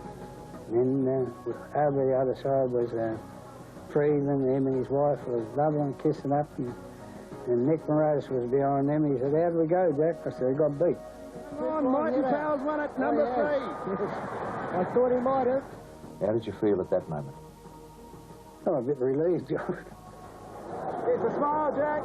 Having brought Jack his first Caulfield and Melbourne Cups, Might and Power is now being set for another groundbreaking mission, to secure the Cox Plate, the missing jewel in Jack's big race crown. Yeah, that's my ambition. If you could win the Cox Plate, that's all I want. Well, that was my next question, Jack. You've done it all. Golden Slippers, Melbourne Cups. Is this the one you really want? That's the one that's got away, John. If Might and Power can win the Cox Plate, will you talk to the media? No. Last year's slipper winner, but also one of the most memorable moments in racing history when Octagonal won the Mercedes Classic. There's no Big O in the $1 million race this year, but there is Might and Power and the smart 3-year-old from Adelaide, Gold Guru, who can... I think the 2400 metres will suit him. Right, Doremus at 13.30, Delinquent 16.40, Always Aloof at 23.80, 36.60. For TAB number 4, Moss Downs. Might and Power eased a little, about 11 to 8 on the tote at $1.70. 4.30 for Gold Guru and Firming. And Vitronite is actually the third favourite in the field of 7, returning at the moment $6.60. Remember, favourite Might and Power. Gold Guru at about 11 to 4, $3.70. And Vitronite at $6.30. Do you picture one of them sort of taking Might and... him in this. OK, they're off. Mercedes Classic, and they came out in a nice even line. It's obvious that York wants to lead on Might and Power. He's hunting the champ along in the early stages. Going with him, though, is always aloof to keep him bobbing. Gull Guru's going to settle in third place, about 3 lengths away, Vitronite, followed by Moss Downs, and the last couple, Doremus. Evan is Doremus as they go down the back. Past the 1200 mark, Might and Power the leader. He can't get far away from Always Aloof. 2 lengths away, Gull Guru. A length to Vitronite, a length to Moss Downs, 3/4 Delinquent, and 2.5 Doremus. 1,000 metres out in the Mercedes Classic, and York again quickens up on Might and Power. He leads by 1.5 lengths to Always Aloof. In third place, Gull Guru. Vitronite nearly a length away, 1 off the fence, followed by Moss Downs, a neck away Delinquent, and 2 lengths away last Doremus. There's been no change in the order. Might and Power's now putting the acid on them. He leads by 2 lengths to Always Aloof, who's given a cut with the whip. Dye's hard at work on Gull Guru. Larry Cassidy's hard at work on Vitronite as they come to the turn. Might and Power's in full flight on the corner. He led by 1.5 lengths to Gull Guru, getting to second, but under desperate riding. Might and Power kicked away. Might and Power 2 lengths on Gull Guru, desperately ridden. Moss Downs is running on gamely, but Might and Power coming to the 200, raced away, put about 4 lengths on Gull Guru. He is going to give them a galloping exhibition. The champ is back, the Moratus Marvel. Might and Power racing away. Good on you, son. Might and Power bolted in. Gull Guru second, about 6 lengths away. A close third, Doremus riding Might and Power, kicked away. Might and Power 2 lengths on Gull Guru, desperately ridden. Moss Downs is running on gamely, but Might and Power coming to the 200, raced away, put about 4 lengths on Gull Guru. He is going to give them a galloping exhibition. The champ is back, the Moratus Marvel. Might and Power racing away. Good on you, son. Might and Power bolted in. Gull Guru second, about 6 lengths away. A close third, Doremus, a great run, followed by Vitronite, Moss Downs, Delinquent, and last of all is Always Aloof in the Mercedes Classic for 1998. Here it was a one-act affair today. Might and Power was just far too good. 5 Might and Power, $1.70 and $1.40. 6 Gold Guru, $1.80, and no third dividend for number 1 Doremus. And as you... Mate, I'm over the moon. I'm just thrilled to be back on him. I think I was a bit hard done by losing the ride on the horse last spring, but, you know, it's been well documented what we were trying to do, just trying to teach him to settle a bit, but it's just not his go. As you've seen today, he just needs to let him roll along. Brian, explain to everybody about the power of the horse when he straightened up and you're able to kick 4 lengths in front. Oh, what a horse, mate. He's just awesome. He's just so strong. I mean, he gets away from me. He gives them no hope. The very best you've ridden? Certainly the best stayer. Yep. Brian, you're riding the Glacier. Just how in the hell are they going to beat him in the Queen Elizabeth Stakes at Randwick? Darren Beeman, I don't know how. It'll be just a walkover. You know, this horse has won a Caulfield Cup, Melbourne Cup, and you know, in this race today, they're the 3 major staying events of Australia. So, you know, he's better than that. Keith, we know who's going to be Horse of the Year after yesterday. No argument. Might and Power. That was his first weight for age win yesterday, Bruce. So he's got the whole scope now. Well, in your terms, he's special, Bruce. You actually say it better than I do. Aren't we all happy this morning? We are.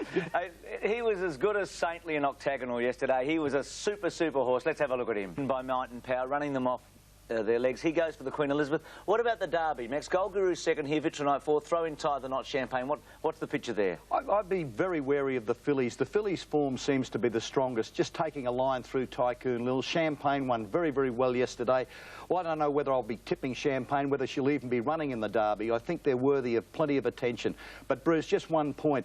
I once had to do a story trying to find out the true meaning of the word champion. What is a champion? I went around to trainers and jockeys looking for the answer of this question. And Arthur Ward, the old jockey, came up with the best description. He said a champion racehorse is one that not only beats other good horses, but donkey licks them. And that's what we saw with Might and Power yesterday. It's a good way to finish. And yesterday he did it again. He had them off the bit a long way from home and raced away for an easy win. And people were disappointed with the horse early in his preparation, but they do not understand. We saw that in the spring, Tommy and Mark, that he was disappointing in the Epsom, he was disappointing in a few runs, but when he 4th or 5th run back, he really fires. Yeah, he's a superior athlete, this horse. He does it at both ends of the race. Granted, they slowed up during that race there on Saturday, but still, to win like that in a race like that in the Mercedes, very it's just important. unbelievable. Talking about riders, Brian York, I really thought that the jockey, he'd suit Martin Power's racing style. He's very good on front running. Yeah, he is. He's actually a very nice person. Yeah. And Doremus? Oh, he's back. Doremus, top run. Top run because they went so slow during the race and he was sitting back. They ran their last 600 metres in 33.83. 600 from home, he was probably 8 lengths off them, Tommy? Yeah, he would have been, yeah. So he's broken... He's nearly run 33. He's broken. Well, I've got a little wager on Doremus at 33 to 1 to win the Sydney Cup. Yes. I'm very excited about the prospects of winning. Yes, yeah. Online for the He's got 59.5. Yes, yeah. Oh, he's pitchforked in. Yeah, but there's not much in it. Like, Delinquent was very, very disappointing, so there's not much in it to beat him there on in the Sydney Cup. Good luck with Doremus, but... Trainer John Hawkes will never forget Golden Slipper Day last year. Not only did... This year, the best of his 3 chances is Manana. The Jack Denham stable had 2 slipper candidates, Chavog and Iglesia, but both had been beaten in their lead-up races. Denham added blinkers to Iglesias' gear and went for Brian York as the jockey. Mick Dittman took over on Chavog, but connections were left despondent when he drew the outside barrier. The biggest pre-slipper shock was the choice of ride made by Shane Dye, setting aside his loyalty to Clary Connors and choosing Laurie's Lottery instead of Prowl.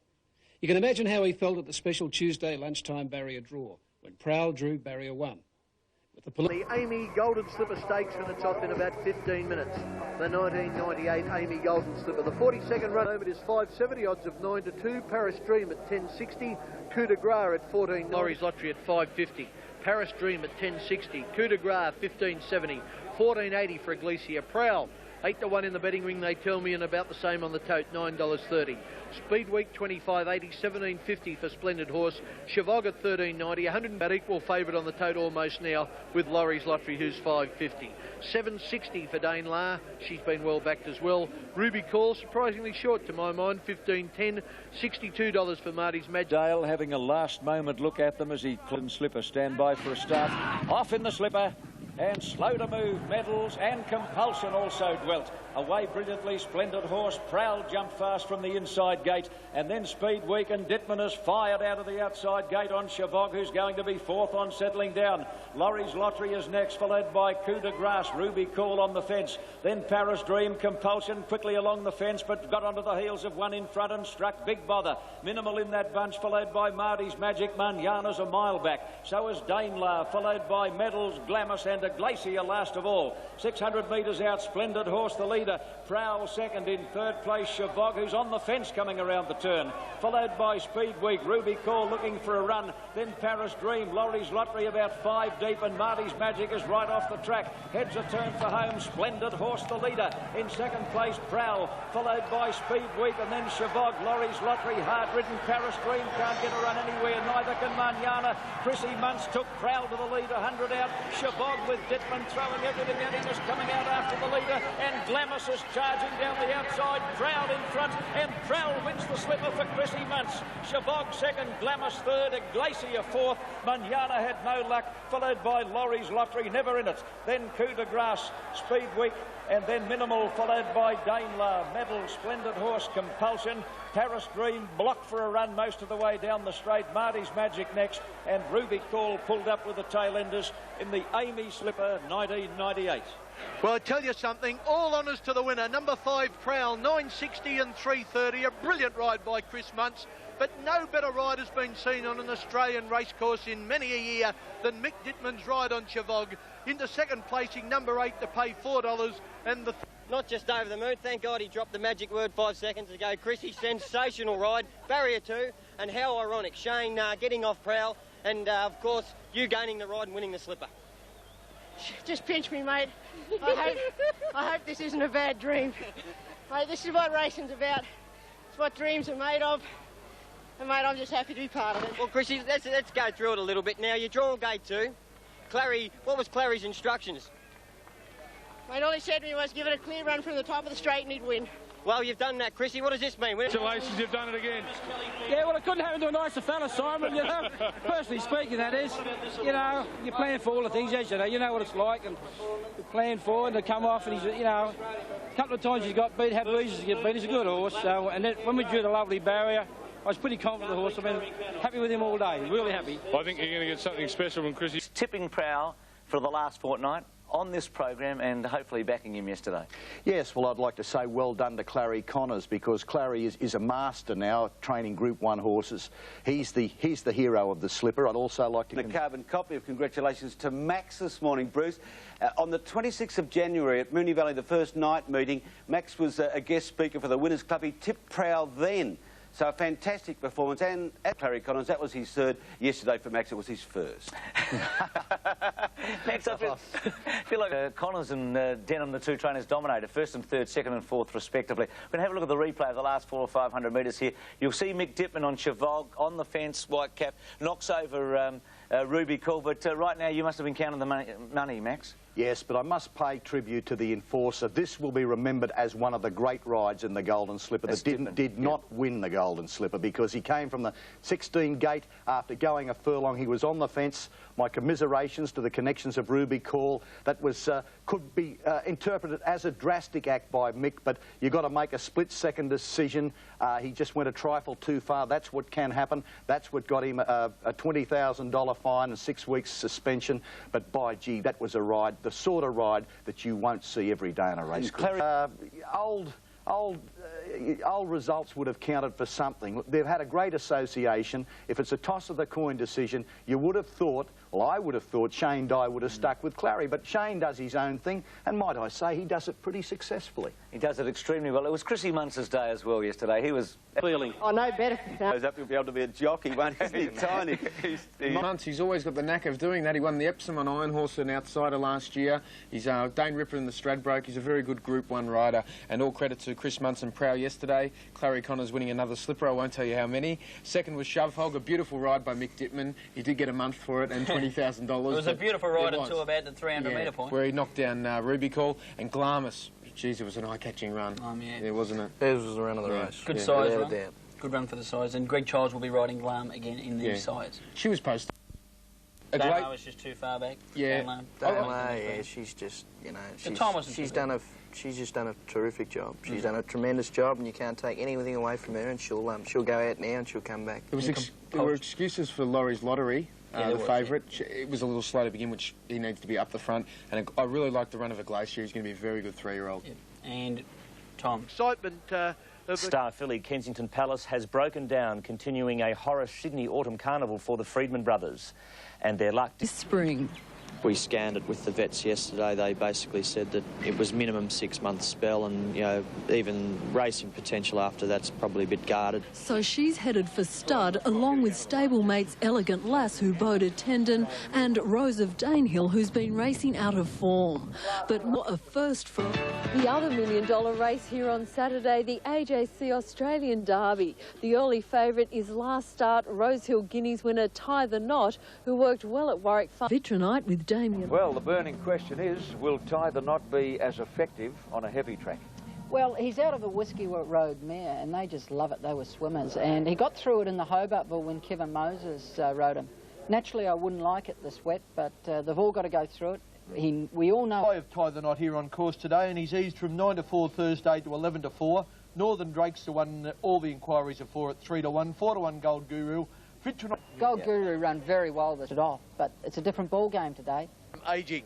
Right, number 1, Gold Guru, on the latest tote update is at $5.20. Tie the Knot at $3.40 is just firmed a touch. Second coming $15.10, Northern Drake $4.10, Vitronite $10.90, $8.80 for Pursuits, Ildon for $12.20, Irish Air is a scratching, Spying at $24. Off and running in the AJC Australian Derby. Nice start. Pursuits is one of the first out. Gold Guru began well. Second coming is heading towards the lead with Pescadero. Widest runner at the winning post is Bridal Man, and Avastar now kicked up and went to the front. Avastar goes to the lead on the turn out of the straight over. Second coming, Bridal Man 3 deep around Pescadero and Gold Guru. Ildon is 3 deep, followed by Poots, followed by Northern Drake. And Tie the Knot is tacking on at the tail of the field. Avastar is carting them along at a furious pace in the Derby. Led by 2 to second coming, Bridal Man third. Gold Guru is now moving up as they race down the side. And further back in the field then came Ildon, followed by Spying. At the head of the others, Pursuits. And then Vitronite, Northern Drake and Tie the Knot as last as they come to the 600 metres mark. Second coming, shot to the front. Avastar's gone. His Gold Guru looming into second place. Pescadero at any old price getting to third, followed by Bridal Man. Northern Drake is taking off around the field. Pursuits under heavy pressure, not doing enough at the moment, and Tie the Knot is carted deep on the turn. Second coming is the leader coming over the rise. Here's Gold Guru and Northern Drake down the outside. Tie the Knot's got the last shot at them. Coming to the top of the rise, Gold Guru drew clear of Tie the Knot and Northern Drake. Gold Guru 2 lengths in front. Tie the Knot on the outside is the only danger. Dye's throwing everything at Tie the Knot, but Gold Guru's holding him easily at bay, and Gold Guru, he's as tough as they make him. Gold Guru by a length to Tie the Knot. They streeted the others 5 lengths away. Northern Drake, then Bridal Man, Ildon, Spying, Pursuits, well back Vitronite, Second Coming and Pescadero, and at long last the early leader Avastar. Well, there can be no excuses. Gold Guru from South Australia was too good, and if he'd have won last week, he wouldn't have run in this race. Just shows you how good Might and Power is. He killed him. No, he got a bit of a buffet in getting to the corner, but he keeps digging in there, doesn't he? Biggest thrill in racing for you? Yeah, I'd have to say that. I thought the Ramvet was, but this is probably even better. Good on you going in. Greg, he's obviously a champion and exciting 3-year-old, this horse. He's the best 3-year-old going round by far. Yes, he is. He's proven that, and congratulations to Leon McDonald. Yeah. He's kept him up. Had to win the Australian Guineas in Melbourne, and he's come up to win the Derby here. Well done, Leon, on the staff. Well, you don't mind... Turns into a wet track like this, the class factor goes out, and it's just a decent slog, and the other horse was too good on the day. He sure was, Shane. We said that on the telecast. You're as close to him at the rise as you were at the finish. Yeah, I got to within half a length of him, you know, and I was going to run over top of him. But when it's a wet track, that class factor goes out, and it's just stamina. And he's very seasoned. The other horse, he's tough and seasoned. And he was too good, no excuse. Gold Guru starting 9-4. Tie the Knot was the 9-4 and favourite. Given Gold Guru no credit for about a month. No, well, I must give Gold Guru the credit for being the fittest horse yesterday, ridden the best race, and perhaps he might have even been the best horse in the race too. Carbon copy from me.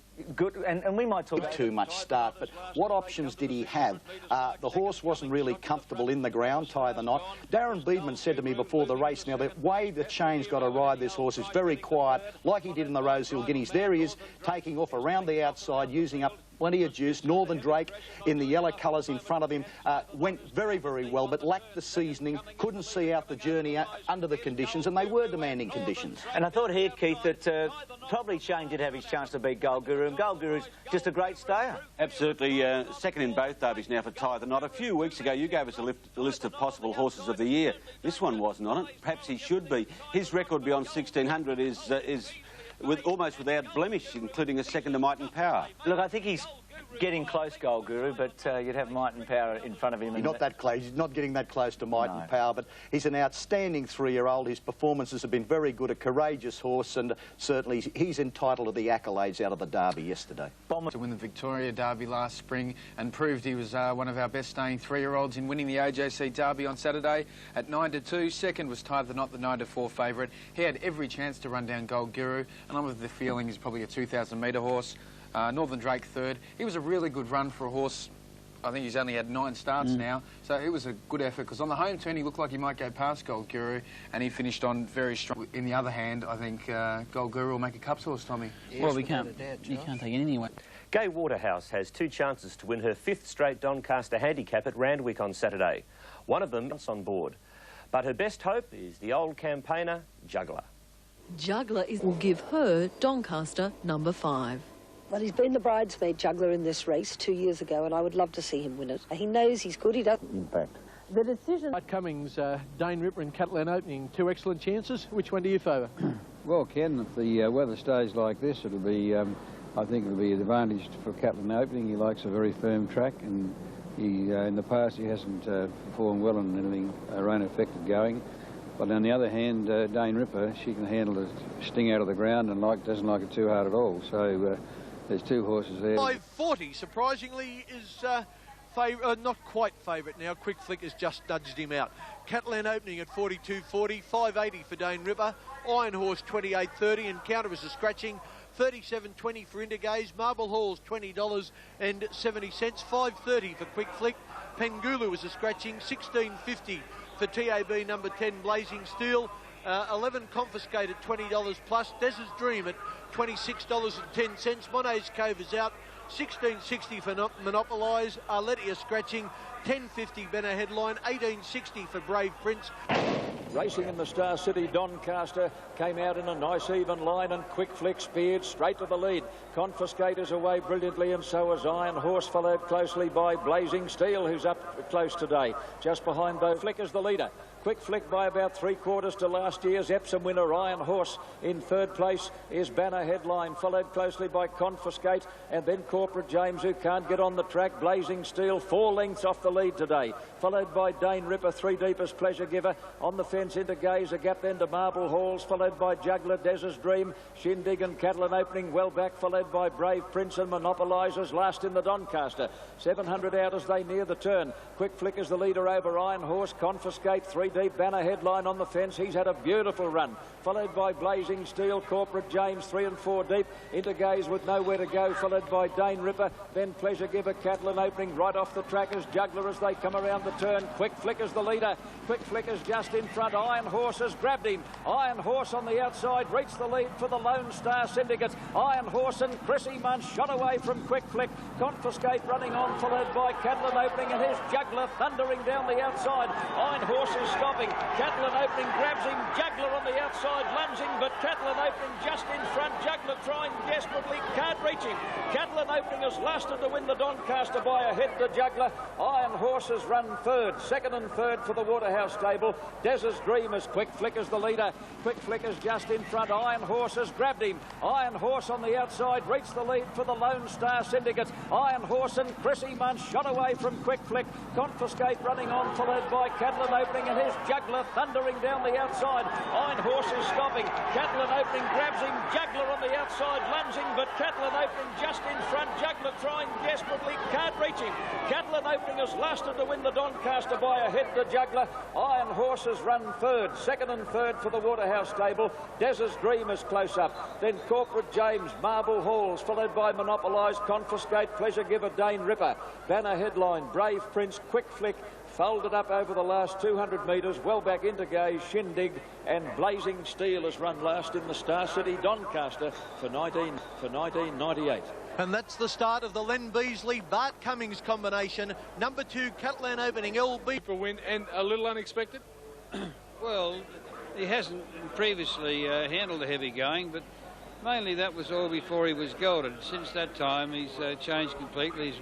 He's won one Group 1 race and a couple of listed races. Third in the Caulfield Cup, and now he's won a Group 1 here, the Metric Mile. So I suppose gelding may have corrected the problem about not handling a wet track. I sort of looked around for someone to replace Darren Beebe, and I thought I'd set my sights on this young fellow, and hopefully I'm right. I think he'll get, with confidence, wins like this, you get better and better. Go and enjoy another great group. 40-odd races a week, an exceptional young rider, great talent, and he's got an old head on young shoulders. He has it 400. Both horses, Iron Horse, Juggler, they're right in the finish. Well, I time my horses to be very competitive at these meetings, and I said to Chris, don't you be away. I said, you ride it like you rode that horse in the Golden Slipper, and you'll fight out the finish. With Iron Horse, I knew he'd be about midfield, but Grant got a slight check, and he said it was about the 400 metres. And if you watch on the replay, the viewers watch, they'll see that check, and that's what cost him the race. He was beaten in the race. Almost 5 in a row. It just would have been magnificent, wouldn't it? Well, we're here. We'll be back for the 5th next year. Good on you. And it was the 5th success in the race for Bart Cummings. Catalan Opening getting out to the big odds of 33 to 1 on the wet ground. And earlier that... Keith, Catalan Opening, can you believe 33 to 1 winning the Doncaster? Oh, it was D-Day, D for Doncaster, but for me, D for Depression Day, Bruce, because this was the one that got away. It was only 3 weeks ago we were looking at his Newmarket run saying, wait for the Doncaster for him. I expected Randwick to be a Molosseum of mud. That's why I ignored Catalan Opening. That track must have been fantastic yesterday. 33 to 1. Oh, Catalan no. make you cry. We've got tissues. Of course, the key was that we haven't raced at Randwick for quite a few weeks now. A great cushion of grass and a very good Doncaster. It's the number... Yeah, than Keith's got. Max, on the turn, this is the key point. Catalan Opening goes inside, a horse, Juggler's outside. He just cut the turn. That's Catalan Opening in the yellow sleeves, the check cap. Juggler, of course, takes time to wind up. Cooksley had his critics, but he gave Juggler every chance. The breaks went Catalan Opening's way, and that's what won him the race. Sprinted quicker under his lighter weight, but by gee, have a look at the way this magnificent veteran, this 6-year-old, gets to the line. He's got a remarkable Randwick record. He keeps on getting. He needed 2 more hops to get there. Oh, Max, don't take your gloss off the winner. He came from the outside barrier. That was a fantastic ride by a kid who I believe, Max, Bart Cummings is dubbing the new Beedman. I'm not taking anything away from the ride, Keith. I'm saying that's what won of the race, but I'm talking about the courage and the performance of the horses, and I do think that Juggler's performance was every bit as good as Catalan Opening's. Okay. Catalan Opening at 33 to 1, probably ridiculous odds for a horse of his ability, but they did say he doesn't handle wet tracks, but obviously by that stage the race had improved, the track had improved. Second was Juggler at 11 to 2. Gay nearly pulled it off, 5 in a row. He's a game horse, he's an old war horse, but I think he might have had enough now. Second Juggler. and third for Gay. Yeah, and Iron Horse ran another great Randwick mile. Of course, he won the Epsom last year. Some good runs in the race. Desert's Dream was a good effort. Corporate James, the former Western Australian, was a cheeky run. Also, Pleasure Giver, the 3-year-old. There was discipline. That all credit to the winner. The horses back in the field will have to decide whether to take off or not, whether the pace is too slow. Now, Shoghoff will be trying to get into the clear, turning for home. There's no doubt at the furlong, Shoghoff and Prowl will be fighting out the finish. But watch for Glamis back in the field, Arena and the horse I'm on, Confer, storming home. Well, he sounds a bit confident, doesn't he? Number 1, Prowl, is showing at $4 on the tote at the moment. Chavog at $3.50, $5.90 for Alf. Spenders are scratching. Brilliance $15.60, $43.80 for Mosman, $5.80 for Arena, a definite chance. $7.20 for Glamis. Manana is a scratching, and Confer at $13.90. Time to go to John Tapp. Righto, Ken, set for the William Inglis Sires produce. Starter Bill Cooper on his stand, and they're off in the Sires. Arena's a shade tardy. He's last to leave the gate. Glamis went straight back to the tail of the field. And Alf bounced out in front at the start. Prowl is away quickly and moves up to second in the early stages. Chabog is running third on the outside of Brilliant. Out in the Sires produce, Alf the leader, Prowl second, Brilliance third, Chabog is fourth on the outside, followed by Mosman. Confer on the fence as Flat Chat as they come to the turn, followed by Arena. Around the corner now, and Alf is the leader. Chabog is getting through between Alf and pushing Prowl 3 deep on the corner. Brilliance on the fence, Confer is flat to the boards, followed by Mosman as they come over the rise. Alf is the leader. Chabog looms to him on the outside, and they quickly come away from Prowl, followed by Mosman. It's Alf and Chabog. Chabog on the outside might have taken a narrow lead. Alf is coming again. Prowl is boxing on with Mosman, but it's Chabog and Alf. Look at Alf fighting back. He's a game little customer. He's fighting back like a tiger, and Alf wins the Sires Produce Stakes. Mosman got up in the last stride to cut Chabog out of second money. Arena doing his best work in the last bit, followed by Prowl, and then Glamis, Confer second last, and the long last is Brilliance. Yeah, Alf was always travelling well in the lead and has paid $6.20 and $1.90. Mosman $8.40. Chavog, who certainly couldn't run the distance, has paid $1.50. Is over there with Greg Childs. Simon, they sure do. They only come to the party when they're winning, but the slower tempo, I think, of the race suited this horse. He's got natural speed. Just pipped. Shane Dye is riding Unison in the Galaxy, just one of the 15 runners. I wonder what tactics he's got in store for this 1100-metre speed test. Now, in 1100-metre races at Randwick, it helps to draw inside because you haven't got far to the first turn. You don't want to be trapped awful wide. I'm on Unison. Now, from barrier 14, she's probably going to have to go back. I haven't got much option. The only good thing today is the track's not real good on the inside, so that gives her a chance to win. Now, there's a lot of pace in this race. Horses like Hot as Hell, La Baraka, they'll all be going out of the gates and probably lead in the race. Now, a horse called Matomba, I think he's going to be very hard to beat. He's drawn barrier 1. Now, he can win this race. It's a fantastic race. And here are the prices. Ken Grondane guineas are out. Flavour $17.30, $8.50 for Rock U, $12 for Coogee Work, $13.10 for Master Party. Toledo is paying $11.90, $18.30 for Natois. Millwood at $11.30, $8.90 for Hockney. Then we move over to Unison, Shane's Mount at $15.70, Lusty's Bank at $8.60, Mr Victory $80.30, Hot as Hell $20.50, La Baraka $10.80, Mutombo $6.80 and Yellow. Tell you, Kenny, just quietly. But the 27th running of the Great Sprint, and they're off now and a good start. Toledo can't go early. He went straight back to the tail of the field, away brilliantly, hot as hell. Quickly into stride, wide out is Masked Party, and La Baraka speeding through is going to head them off. Hockney settles down in fourth posse, followed by Rock You, Notoire. In that bunch is Coogee Walk, and out very deep is Mr. Victory. Mutombo midfield with Lusty's Bank, and then Unison well back Toledo. Yellow King, Millwood has run off his feet early. He's back second last, and Flavour last of all. Coming around the turn, 500 out the leader, La Baraka. Hot as hell second, Masked Party, widest of all on the outside of Hockney. Rock You on the fence, then Notoire, followed by Coogee Walk, and Mutombo in the all-orange colours is getting up on the rails as they come over the rise where La Baraka slipped them. La Baraka pinched nearly 2 lengths on Masked Party. Running on is Hockney, and then Rock You and Coogee Walk right down the extreme outside. La Baraka's in front, showing signs of distress. Masked Party trying hard to pick it up, but La Baraka's holding on strongly, and La Baraka's run them off their feet to win the Galaxy. La Baraka beat Masked Party. Coogee Walk is third, close up Mutombo, followed by Rock You, Flavour, and then Unison. And just behind those then came Hockney, followed by Millwood, Mr. Victory, Yellow King, Hot as Hell and Notoire, and the last couple of Lusty's Bank and Toledo.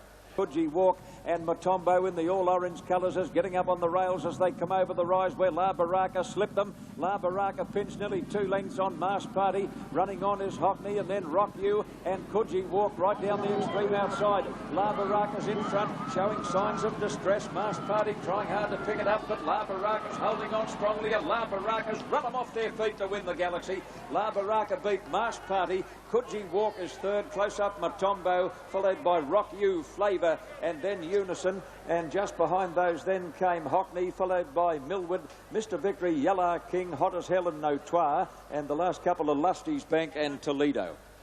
8 starts for 5 wins, and most importantly a Group 1 win for this fine filly. 15 La Baraka, $8 exactly, $3.20 the place. 6 Masked Party, $4.20. 5 Coogee Walk, $3.80. They're the official New South Wales TAB dividends on the Helter-skelter race over 1100. She just went to the lead. She held the lead. She seemed to be doing it very easy. She found a bit when she needed to at the 400. She found again at the 200. She's one of the nicest free-running horses you're ever going to see. I think you backed her.